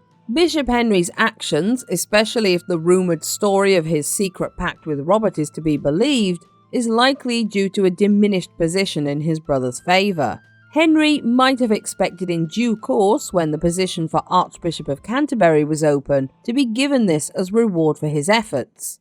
But instead, he found himself passed over for the Abbot Theobald of Bec, who had a close association with the Beaumont twins, Walleran de Beaumont, 1st Earl of Worcester, and Robert de Beaumont, 2nd Earl of Leicester. They in turn had a strong influence over Stephen that had grown over the years. It is possible that Bishop Henry might see his efforts could be better spent elsewhere if the opportunity arose, and Matilda was now in a stronger position than she had ever been before. Matilda was now headed for a castle that was soon to become a central point for those who had sympathy for her cause, and they could now rally around her. There is debate over how much of that support was actually centred on her personally, and whether much of it was for loyalty to her father, and indeed how much the Earl of Gloucester's public allegiance had propelled others to do the same. And then there were those who had quietly seen no other way forward but to declare loyalty to Stephen, who now leapt to the chance to switch sides. The Empress was lucky that her arrival in England had coincided with a period of unrest and dissatisfaction with Stephen's rule. By Christmas 1139, there were no more crown-wearing ceremonies, and the treasury at Winchester was almost depleted. This was just the first few years of 19 years of civil war that would come to be known as the Anarchy, and the country was rife with murder, burning and pillaging. Two men who were to be integral to Matilda's campaign were Brian Fitzcount and Miles of Gloucester. These two men had served her father well and had been given important lands and estates in return. Now they aimed to repay that loyalty by supporting Henry's daughter and legitimate heir. And indeed, both men would prove to be loyal as their castles were tested in sieges set by Stephen. Fitzcount was the first to go through this with his castle at Wallingford. Stephen made his way to the castle to attack, not least because it controlled the Thames corridor, but it was too well defended for the king to gain entry. Stephen then turned his attention to Wiltshire, taking the castles of South Cerney and Malmesbury as he pushed further in. But the king's army in turn was surrounded by Miles of Gloucester, who was a brilliant military strategist. He marched his soldiers east behind the king's own, moving on the rearguard forces the king had left at Wallingford and destroying them. Now Fitzcount had been liberated, Miles continued to march towards London. When the news reached the king, Stephen raced back to protect the capital, and Miles moved swiftly north instead to attack the city of Worcester, By the time the king heard what had happened there and came to the gate of the city, he found Miles had left it weeks earlier, devastated and in ruin. This was an exhausting sequence that repeated itself throughout the Civil War. Matilda and Robert's supporters had much smaller forces that couldn't fully beat back Stephen's larger army, but they could keep him busy and unable to establish a secure base by attacking and darting away before being caught. They in turn couldn't be lured out into decisive battles, and yet were too strong for him to win a definitive victory against. This soon settled into a long war of attrition, but it gave Matilda time to build her support. Miles of Gloucester welcomed her into his castle, and she spent much of her time there over the next decade. Rather than being part of her brother's retinue, she was now head of her own royal household. We can only imagine how it felt to have power and prestige within her fingertips again. And while Matilda was unable to give tangible rewards to her supporters, she could give promises of future privileges once she was crowned queen.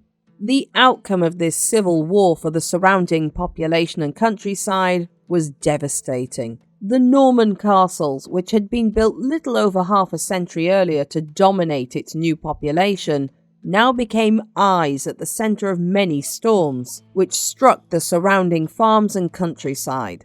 Resources were used to create garrisons, or were destroyed completely by hostile armies. A land that had been united under a new king was now broken into many parts, some holding allegiance to Matilda and Robert, some to Stephen, and others still held by local barons who kept their allegiances balanced somewhere in between as they held back on choosing sides. Bishop Henry, perhaps acting out of self-interest, perhaps in light of realising he had helped trigger the war between his brother and Matilda, decided to be the bringer of peace. He presided over a meeting at Bath between the Earl of Gloucester and Queen Matilda, before he travelled to France to consult King Louis VII and his and Stephen's elder brother, Thibaud of Blois. There is no record of what terms he returned with, but Matilda, conscious that she was still politically in the weaker position, was willing to accept them. But Stephen was not. It is likely that Stephen was confident of his position as commander of his forces. After all, Matilda, a woman, would never do the same, the Empress instead needing to send her half-brother in her stead to head her army. But for the same reason, Stephen could never capture or kill her in battle either. The man who finally pushed the stalemate into open warfare was actually the son-in-law of Robert of Gloucester, the Earl of Chester, Ranulph de Guernon. While he had so far declared his support somewhat weakly for Stephen, he was also a man far more interested in making territorial gains for himself. While the king was kept busy elsewhere, he saw an opportunity to take Lincoln Castle. Both he and his half-brother William de Romaire had a claim to Lincoln Castle through their mother Lucy, who was the daughter of the Sheriff of Lincoln. He created a plan in which his wife, along with William's, went to pay a social call on the lady of the castle. When Ranulph himself arrived to escort her home, he immediately dropped the act, and his men took the castle from the inside, permitting no one through the gates except William de Romaire's waiting troops. The king actually didn't act immediately on this transgression, perhaps deciding that attacking a nobleman who was still supposedly on his side was too much on top of repelling those loyal to Matilda, especially as attacking the castle's defences would probably lead to another long drawn-out siege. It is also possible that Stephen accepted the claim they had made, as there is evidence he accepted it and moved the current Earl to Sussex to allow this. It would seem that the king had taken the castle into his own hands before these events, and that the half-brothers had therefore taken it from him. It is not certain what Stephen had gained from the agreement made with them, but William of Malmesbury verifies that a peace had been made. However, it was the townspeople of Lincoln themselves who wrote to the king and informed him about the cruel behaviour towards them from their new lord, and also that he and his family were spending Christmas at the castle with very little protection. Hint hint, wink wink. Acting speedily on this information, Stephen immediately turned his troops in the direction of Lincoln Castle and attacked it. Ranulph fled, leaving his wife behind in the castle. He made haste for his estate further northwest, sending word to his father-in-law that he was willing to change his support to Matilda if he had helped to regain Lincoln Castle. While Robert was probably very unimpressed with his son-in-law's sudden turnaround in allegiance, especially as his daughter had now been left in a besieged castle, it was nevertheless a turning point that could be an asset for Matilda's cause. Earl Robert and Earl Ranulph surprised the king by landing outside Lincoln's walls with a much larger army than the king's own forces. His advisors urged him to retreat and regroup, but Stephen refused, perhaps thinking on his own father's retreat at the siege of Antioch, which had led to his father being disgraced. Or perhaps he thought he could hold them back with the castle's defences, as might be expected at the time. The chroniclers later filled their accounts of Stephen preparing to fight with portents of impending disaster on the night before the armies met. A great storm filled the night skies, hailstones pounding against the ground, and the thunder and lightning lasted for hours. When Stephen attended a service in Lincoln's Grand Cathedral the next morning to pray and celebrate the Feast of Candlemas, the candle he was holding flickered and died, then broke in his hands. During the service, the pyx containing the consecrated host fell from the chain that supported it, falling down upon the altar. This, Henry of Huntingdon wrote with later hindsight, was a sign of the king's downfall. However, aside from fears of being called a coward, Stephen had other reasons to continue on with an attack. Likely he was still angry at Robert's betrayal, and he knew he was in the approaching army. The citizens of Lincoln were also formed into a militia, which would have bolstered his numbers, although it's unlikely they were well armed. And to make this more difficult, the king had, unlike other battles, the smaller force, trapped by a larger army, as Robert, Ranulph and Miles of Gloucester brought their full military might with them. The Gesta Stephani says he refused to sully his name by the disgrace of flight, but instead went boldly to meet them outside the town. Therefore, on the 2nd of February 1141, the king led his forces to the west of the city, while the Angevin forces arrived to the north of the ford that surrounded the fortress. While it is uncertain how good the militia Stephen had drawn from the townsfolk of Lincoln were, the infantry of the royalist forces were superior to those of Matilda's Angevin army. But the main difference for the Angevin side was that, as a cavalry force, they had come prepared for a battle. Stephen, with just a small siege force, had not. It's also possible that the commanders of both armies gave a significant advantage for their forces through morale. It's likely that Robert of Gloucester led the Angevin forces, or Derek Vitalis says he was the greatest in the army, and John of Hexham called him the general and organiser of the battle. On the royalist side, King Stephen led his own forces, and while this would prove to be a mistake on his part, it probably gave his men the willingness to face the battle. Henry of Huntingdon tells us the two forces raised their voices with shouts while trumpets blared out, loudly announcing the start of battle, and the earth shook with the trampling of horses. The start of the battle devastated the poorly armed Welsh forces of Robert's army, who were quickly forced to leave the battlefield. But the stronger cavalry forces of the Angevin army remained put, and Walleran and William of Ypres fled before coming to close quarters, which suggests that Robert's forces had a highly effective archery unit, drawn apart by their attack on the Welsh fighters, according to historian Jim Bradbury. The Royalist cavalry was now splintered and attacked easily by Robert and his forces. Henry of Huntingdon also tells us that William of Ypres, as an experienced general, could see the impossibility of supporting the king. William wasn't just an experienced captain to Stephen, but also a loyal one. Leaving the battlefield in this way would suggest the hopelessness of Stephen's possibility of winning the battle. Many wiser men on the field could see the futility of the king's decision and took the chance to make changes. William and the others considered that the only option was to flee in order to fight another day. Stephen's sword broke and a citizen of Lincoln handed him a battle axe, a weapon which to Anglo-Norman eyes would be rather antiquated and more familiar to Anglo-Saxons. But nevertheless, Robert of Tournai tells us that Stephen fought on like a lion, grinding his teeth and foaming at the mouth. When the weapon once again broke, he was at last put out of his misery by being struck with a rock falling to the ground. Not dead, however, but merely knocked unconscious.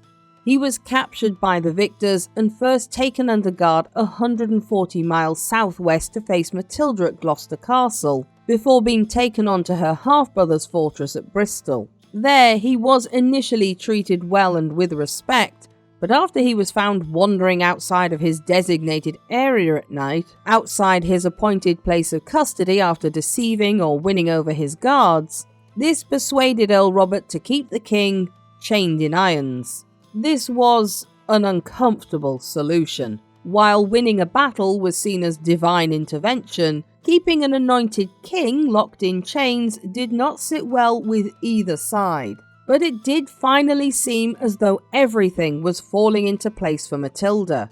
5 long years had passed since her father's death and the usurpation of her crown, and at last all that was left was to be coronated Queen of England. When Stephen was first brought before her at Gloucester, it's likely it was the first time they had seen one another in the flesh since he had knelt before her and publicly proclaimed fealty to her future position as ruler. But like so many of the events in Matilda's life, the chroniclers fall silent here, leaving no details as to how Matilda received the man who had taken her inheritance from her. Considering her cool and regal approach to most recorded events in her life, and the anger that can be imagined on her part, it probably wasn't a happy meeting. Even if she could swallow the story that Stephen had taken the throne only to provide stability for England, his resistance to give up the crown and the breaking of his oath were more than enough to see him in prison.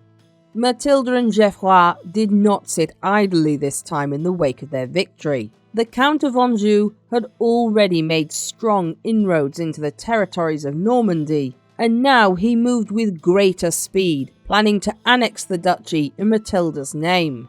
Meanwhile in England, support for Stephen was faltering in the face of his defeat. His supporters either left their castles at the sword point of Matilda's forces, or decided to switch sides and support her claim in the face of reality. It looked as though Stephen no longer had the hold he once had over England.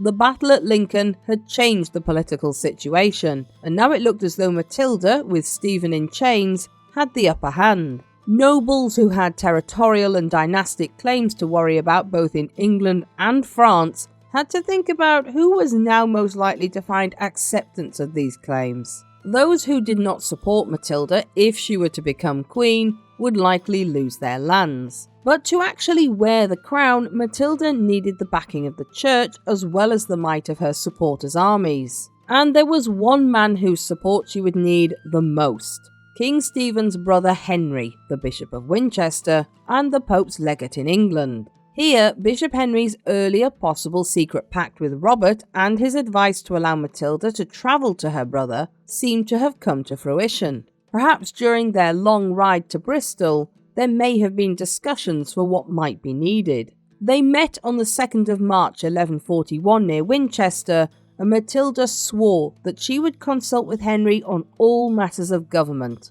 He in turn gave his allegiance and handed her the keys to what was left of the treasury, although it was much smaller than it had been in the wake of so many battles and sieges. A month later, William of Malmesbury tells us, Bishop Henry gave a speech to a council of the church at his cathedral in Winchester to speak for Matilda's cause. He claimed that although Henry I had indeed named Matilda his heir, it had been too difficult to wait for her to arrive as queen since she was delayed in Normandy, and that Stephen was allowed to become king so long as provision was made for peace in England. He then explained further, without blinking an eye, that King Stephen had apparently sold churches, taken their spoils, arrested bishops, and the advice of the wicked was listened to over that of the good, either not put into effect or altogether disregarded. The council discussed the matter and eventually concluded that it was Matilda, not Stephen, who should now rule. She was given the title of Lady of England and Normandy.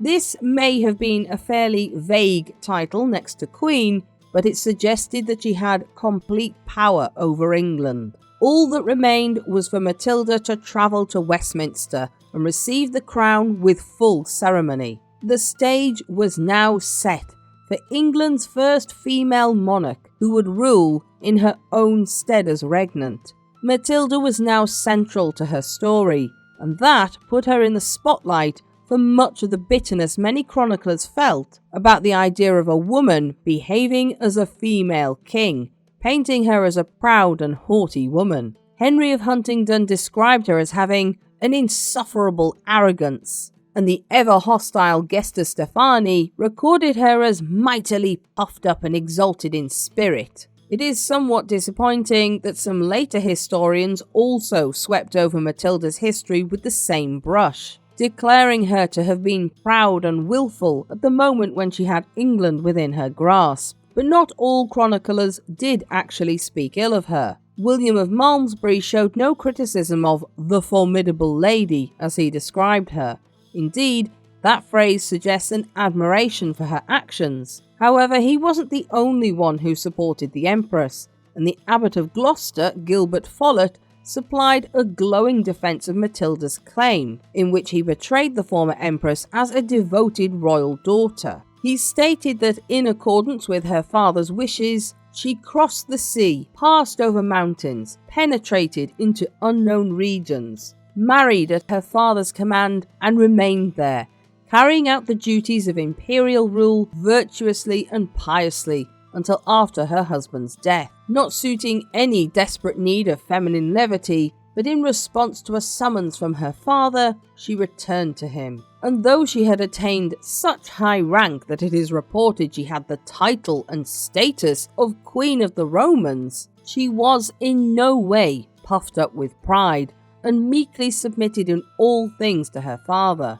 Matilda had certainly done her duty at the behest of the men in her life. Shipped off at 8 years old to live as a German queen, Matilda had then agreed reluctantly to a second distasteful marriage, and finally she had produced not one but 3 male heirs to cover both England and Geoffrey's French lands. The author of the Gesta Stephani takes the opportunity to portray their true feelings on Matilda and the way she presented herself. It stated she at once put on an extremely arrogant demeanour instead of the modest gait and bearing proper to her sex, and that in the capital of the land subject to her, she actually made herself Queen of all England and gloried in being so called. While the work was written very obviously to support Stephen's version of events, it is also written by an author who clearly disliked the idea of a woman holding power in her own right. Matilda was not attempting to become a queen in the manner of its original Anglo-Saxon word, but as a female king to reign over England herself without her husband. The thing was, male kings were not meant to carry themselves modestly or gently. Rather, they would be respected for being commanding and dominant. One of Stephen's weak points had been his gentle and charming nature, which prevented him from being ruthless at times. Matilda's own father had been known as a king who held complete sway over his subjects and nobles, and expected complete and total obedience in the face of his authority. Her grandfather, William the Conqueror, had deemed himself King of England by taking it with force and an iron fist. It was surely ridiculous to expect Matilda to follow on this royal line by being meek-mannered and proper to the gentle sex, whatever that really meant, from her ease with regal commands and her comfort with fighting for her crown. It would appear that Matilda's character was definitely closer to that of her father's, but where this had once been admired, this was now being used as a reason to dislike the future queen. Matilda found herself in an uncomfortable place. She had been unable, as Stephen had, to show she was a legitimate ruler by commanding an army because of being a woman. It was another reminder of the ways in which she could be held back by sex even at this point. And now she had a chance to show how she could command her subjects. She was met with disgust rather than admiration. Her behaviour was characterised as unfeminine, and therefore something to be despised. Ironically, similar behaviour in Stephen's wife, Matilda of Boulogne, was spoken of in glowing terms by the Gesta Stephani, stating that she had risen above the limits of her sex. The only difference between the two women was the fact that Empress Matilda was doing these acts for her own control of the crown, whereas Queen Matilda was doing it for her husband Stephen, and was therefore only using his power through herself. How it must have felt to be derided for the same behaviour a rival was lauded for can only be imagined, as the Empress arrived triumphantly at Westminster to plan her coronation. The Gesta Stephani also remarked that she refused to agree with everything the chief men of the kingdom advised her to do, rebuffing them by an arrogant answer. The idea that she should bow down to her advisors and do exactly as they told her to would have been an abhorrent idea to any male monarch, and yet Matilda was expected to do just that, lest she appear haughty and arrogant. The second instance in which Matilda's manner was brought into question was when she summoned London's wealthiest citizens and asked them for large sums of money to contribute to her royal purse, something that Stephen had enjoyed when lavish sums were put forward for his campaigns. She also made the very fair point that their investment in Stephen had strengthened him, while simultaneously weakening her, the true heir to the throne. But the Gesta Stephani again takes a chance to cast her into a bad light, stating that she blazed into unbearable fury after asking in an authoritative manner and being refused, the London nobles cast as the innocent party. However, William of Malmesbury again provides a counterpoint. While he makes no mention of the financial arrangements, he does state that the wealthy Londoners gave vent to expressions of unconcealed hatred towards her. He also boils down Matilda refusing to do as her advisors said to just one incident, specifically an incident with Bishop Henry, when he asked Matilda to pass Stephen's personal estates in Boulogne on to his 12-year-old son Eustace, while his father was imprisoned at Bristol. She refused, understandably, as Eustace would likely see her as the usurper of his father's crown, and might well become a powerful enemy to her if he had such rich and powerful lands under his young belt. The bishop was angered by this, and immediately left her court to plot against her, something that seems to have been a habit for him. When the current monarch didn't play into Henry's hands the way he wanted, his plan having no doubt been for Matilda to do as she was told and for himself to therefore make his own position more powerful, he threw his toys out of the pram. Her main problems, therefore, were that she had fallen out with Bishop Henry, a man without whom she would not have been titled Lady of England, and that the economically centric London traders refused to acquiesce to Matilda due to their interest in the trade routes to Flanders. This ensured they would support Stephen, as he promised their city status and special trade routes through his royal favour. And while it is most likely that Matilda met with resistance due to her commanding an unexpectedly authoritarian approach to these subjects due to being female, there is also an argument that her manner may well have been somewhat abrasive. This was a woman who had been Empress of the Imperial Empire, daughter of the imposing King Henry I, and had had her crown usurped from across the Channel. It's not impossible that she may not have treated those who had supported Stephen kindly, especially given that their newfound loyalty could flip quickly the other way if the political situation changed. And while from Matilda's point of view she was behaving as any new male ruler might have done, the unexpected juxtaposition of female king did not rest easy with many of her subjects. Therefore, it's unlikely that any woman in Matilda's position at that time would have found herself more accepted. Even if Matilda had been the sort of woman who would act, as the Gesta Stephani suggests, modestly and becoming to her gentle sex, she probably wouldn't have been a strong leader. And it was this unfortunate place that Matilda found herself in, as she prepared for her coronation in Westminster. But it wasn't actually Stephen himself who rallied the citizens of England against Matilda, but his queen, Matilda of Boulogne. Ironically, Stephen's comeback would also be due to a woman. Matilda of Boulogne was praised for bearing herself with the valour of a man in pursuit of returning the crown to her husband's head. The queen was acting on behalf of her husband, and this was seen as the proper place for a queen consort. She pleaded for the intervention of Bishop Henry to ask him to refute Matilda's claim, and then she pleaded with Matilda to ask for her husband's release, but this failed. After her pleas were rejected, the queen turned quickly to warfare. She ordered her husband's Flemish mercenaries to march from her lands in Kent and head towards London, surrounding the city with plunder and violence and sword. The citizens of London, watching this, feared what an army loyal to Stephen could do to their city. They had already accepted Empress Matilda as queen only reluctantly, and in doing so, they were giving up lucrative trade routes and promises of self-government. Ever worried about the economic ramifications of their decisions, they began to consider their position. While the Empress was busy planning her coronation, they secretly made peace with Matilda of Boulogne. The result would be catastrophic for Empress Matilda. On the 24th of June 1141,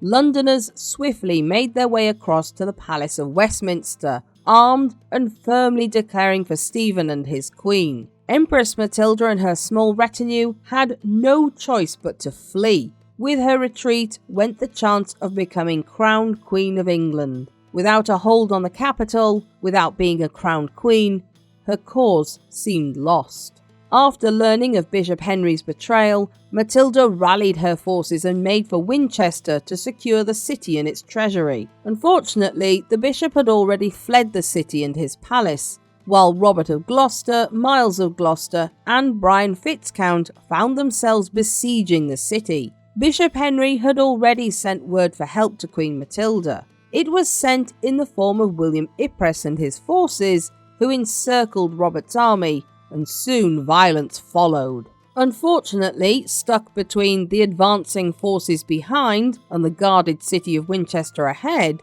Robert and Miles had no choice but to rally for one last stand to buy time for Matilda's escape on the 14th of September. Matilda fled to Devizes Castle in Wiltshire with the loyal Brian Fitzcount by her side. After reaching the safety of this stronghold, however, she was met with more unfortunate news. Robert of Gloucester had failed to hold his position and was now captured by the enemy.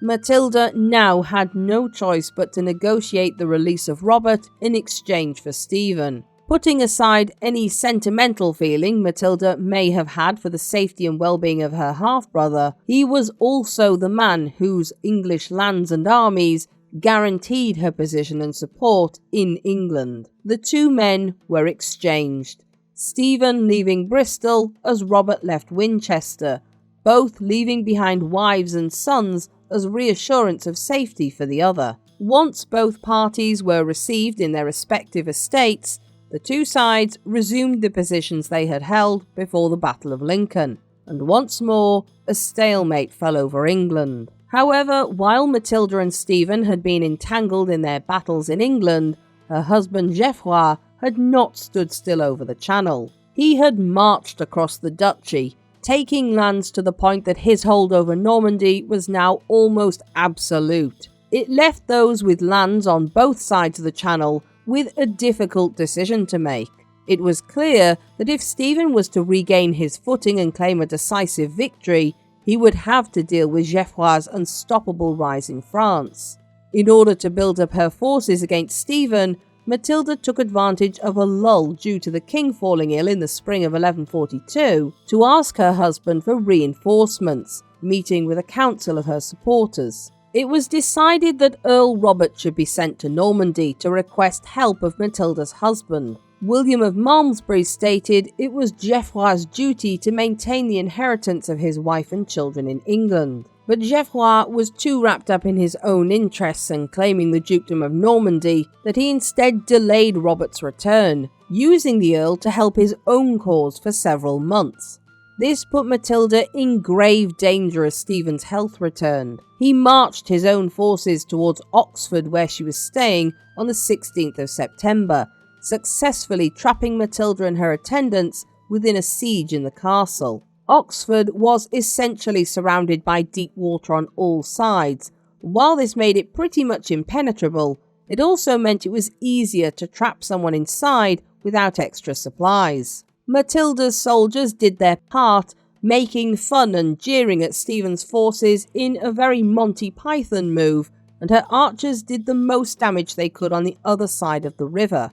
When Stephen finally found a place to swim across one of the fords surrounding the city, he made his army do the same, eventually breaking into the city and forcing Matilda to take refuge within the castle. When he heard of his sister's plight, Robert moved swiftly to put his ships back on England's shores, landing at Wareham and taking the garrison in the town. He also brought with him the young Henry, Matilda and Geoffrey's eldest son, and he also brought between 300 and 3,000 men and 52 ships, depending on which source you read. But whatever the number, it suggests Geoffrey provided resources after all, despite his delay in doing so. Just 3 months later, in mid-December 1142, Matilda and her supporters were starving to death inside the freezing castle at Oxford. Matilda's choices were extremely limited, but true to her unbending resolve, she once more decided to escape her cousin's grasp just before Christmas, with a thick winter snow providing cover. Some accounts state she was let down from the castle tower by a rope, but romantic as this seems, it's more likely Matilda simply slipped out of an unguarded side door, bringing a small but loyal bodyguard of just 3 knights. She fled the castle at night, and the wintry landscape was to their advantage, as they were cloaked in white to camouflage against the snow. The 4 figures slipped across the thick ice that covered the River Thames. They had to walk 7 miles through the endless snow, trudging on to Abingdon, where they found horses to carry them a little further to the relative safety of Wallingford Castle and Brian Fitzcount's forces. But despite her daring escape being a success, it effectively called an end to the chances of Matilda ever holding the crown of England once more. England was now split into 2 sides, with the countryside and surrounding estates ravaged and pillaged for resources. However, there remained a light for Matilda in the form of her young son, Henry. His first visit to England was spent mainly at his uncle's main stronghold at Bristol, but his presence was felt nonetheless. Being female had been the end of Matilda's dreams of claiming her rights and inheritance in the form of nobles who were unable to accept the rule of a woman in a man's position, but her son was an entirely different prospect. Matilda's inheritance could become his inheritance as a male heir.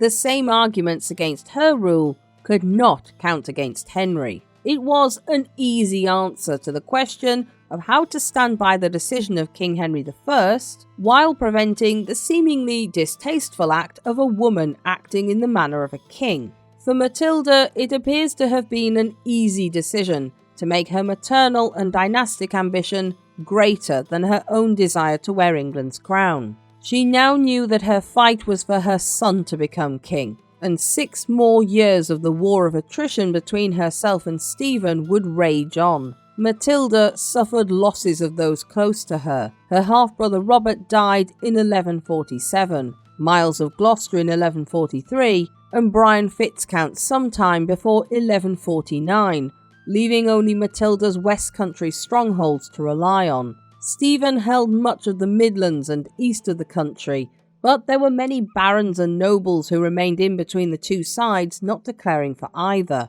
In 1148, Matilda finally gave up trying to fight from England, and she left its shores for Normandy. 4 years previously, by the summer of 1144, her husband Geoffrey of Anjou had brought all of Normandy under his grasp and become the Duke of Normandy, therefore making Matilda Duchess of Normandy. Geoffrey had controlled the duchy through a combination of his wife's inheritance and claim and his own military success. After 9 years apart from each other, Geoffrey and Matilda no longer bothered with the pretense of returning to a domestic married life, but they remained united in their ambitions for their children. Stephen no longer held any lands in Normandy, and the chance of him ever recovering them disappeared. His support was on a thin foundation. Despite holding most of England, he was growing older, and there was no guarantee of his son Eustace claiming the crown he himself had taken on personal ambition. Despite the king's attempts to convince the church to crown Eustace in his lifetime, something often done by medieval kings, it never happened.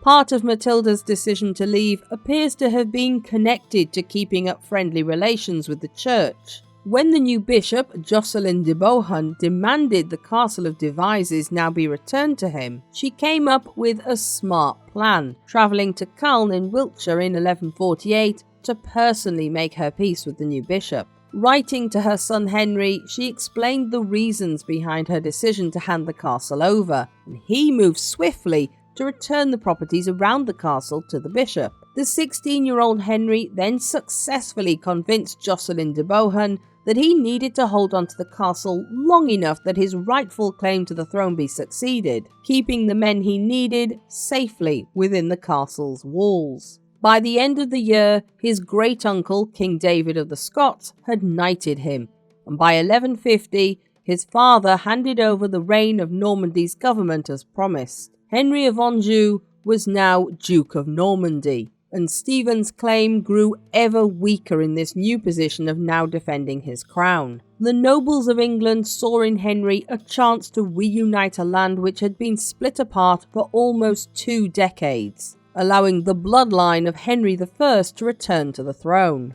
Geoffrey wouldn't live long enough to see his son crowned, however. He died suddenly on the 7th of September 1151 after a fever overtook him, probably brought on by a chill he had caught a week earlier while swimming. He collapsed on a couch at Chateau de Loire, made provision of his lands, properties and wealth, and died that same day. Henry was now not only Duke of Normandy, but also Count of Anjou and Maine, despite incurring the wrath of Louis VII in the process. When he returned to England in 1153, Henry was 20 years old, a proven military leader and hungry to reclaim his birthright. Stephen, by contrast, was a king growing older and could no longer rely on the support of the church with whom he had fallen out of favour. Even the Gesta Stephani shifts its support here from Stephen to Henry, stating that Henry did not fail of splendid success, rather did it come to him more abundantly, the more eagerly he strove for loftier aims. But further problems came when Henry married Eleanor of Aquitaine, only recently divorced from the French king because of their closeness as kin.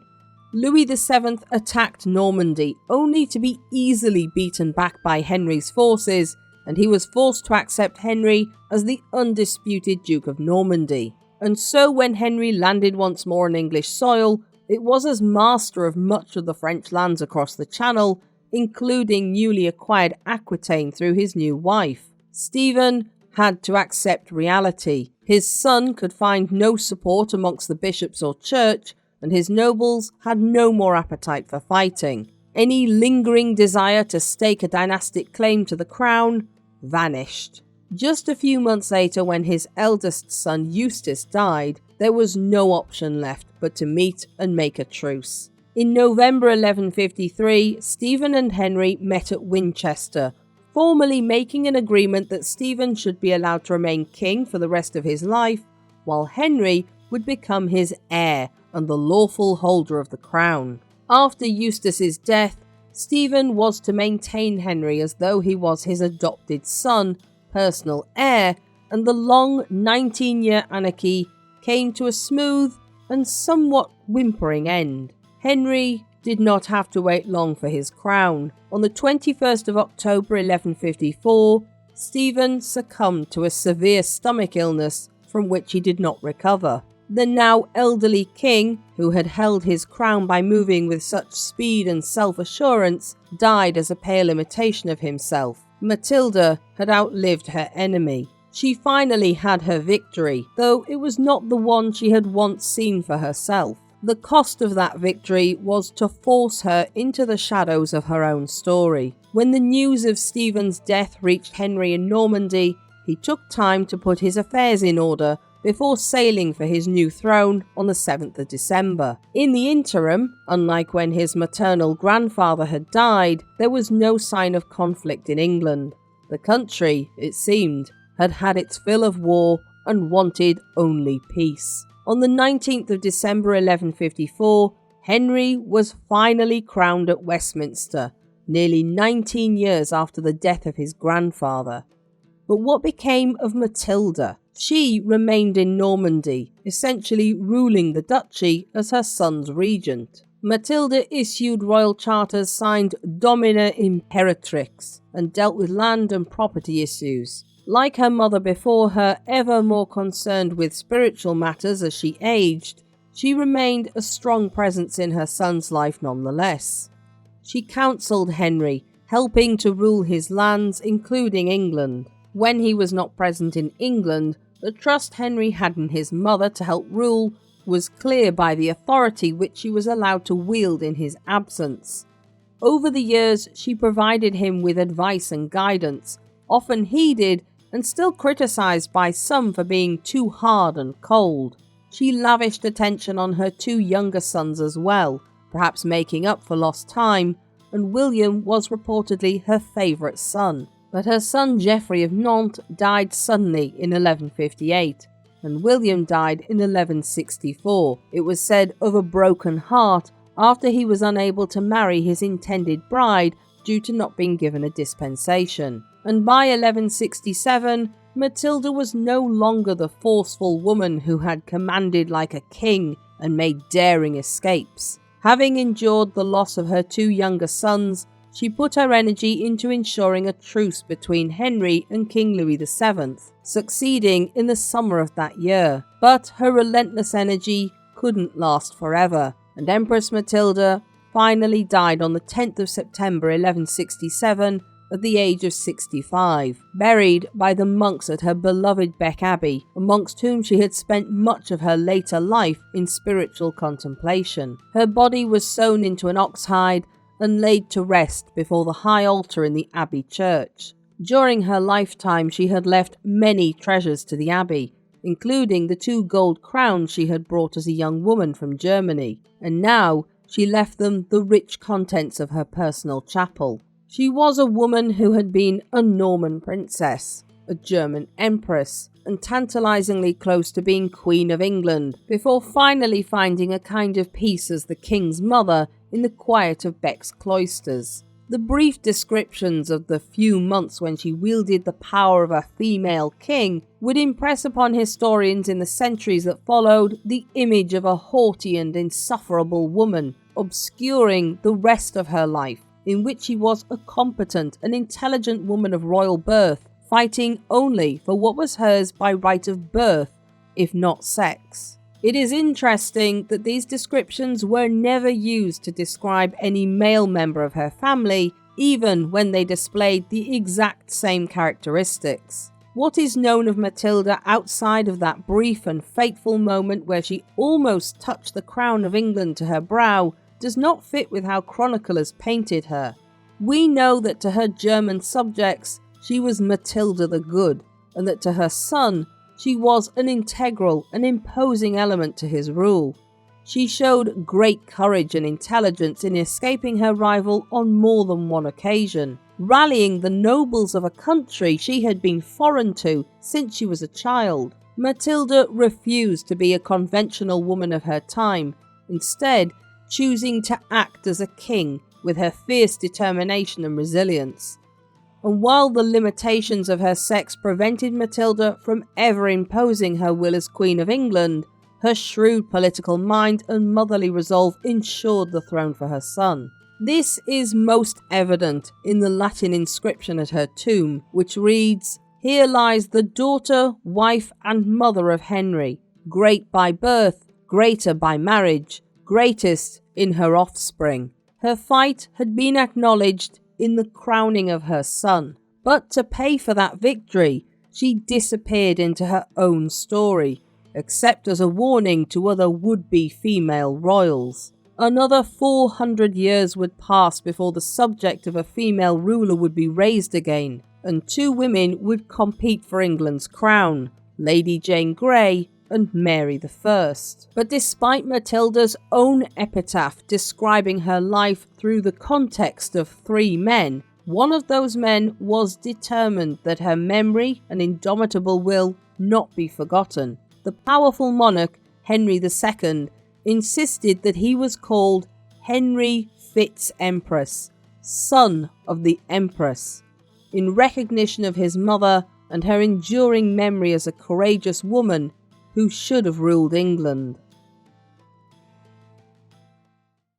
If you enjoyed this video, don't forget to like and subscribe so you don't miss any new documentaries.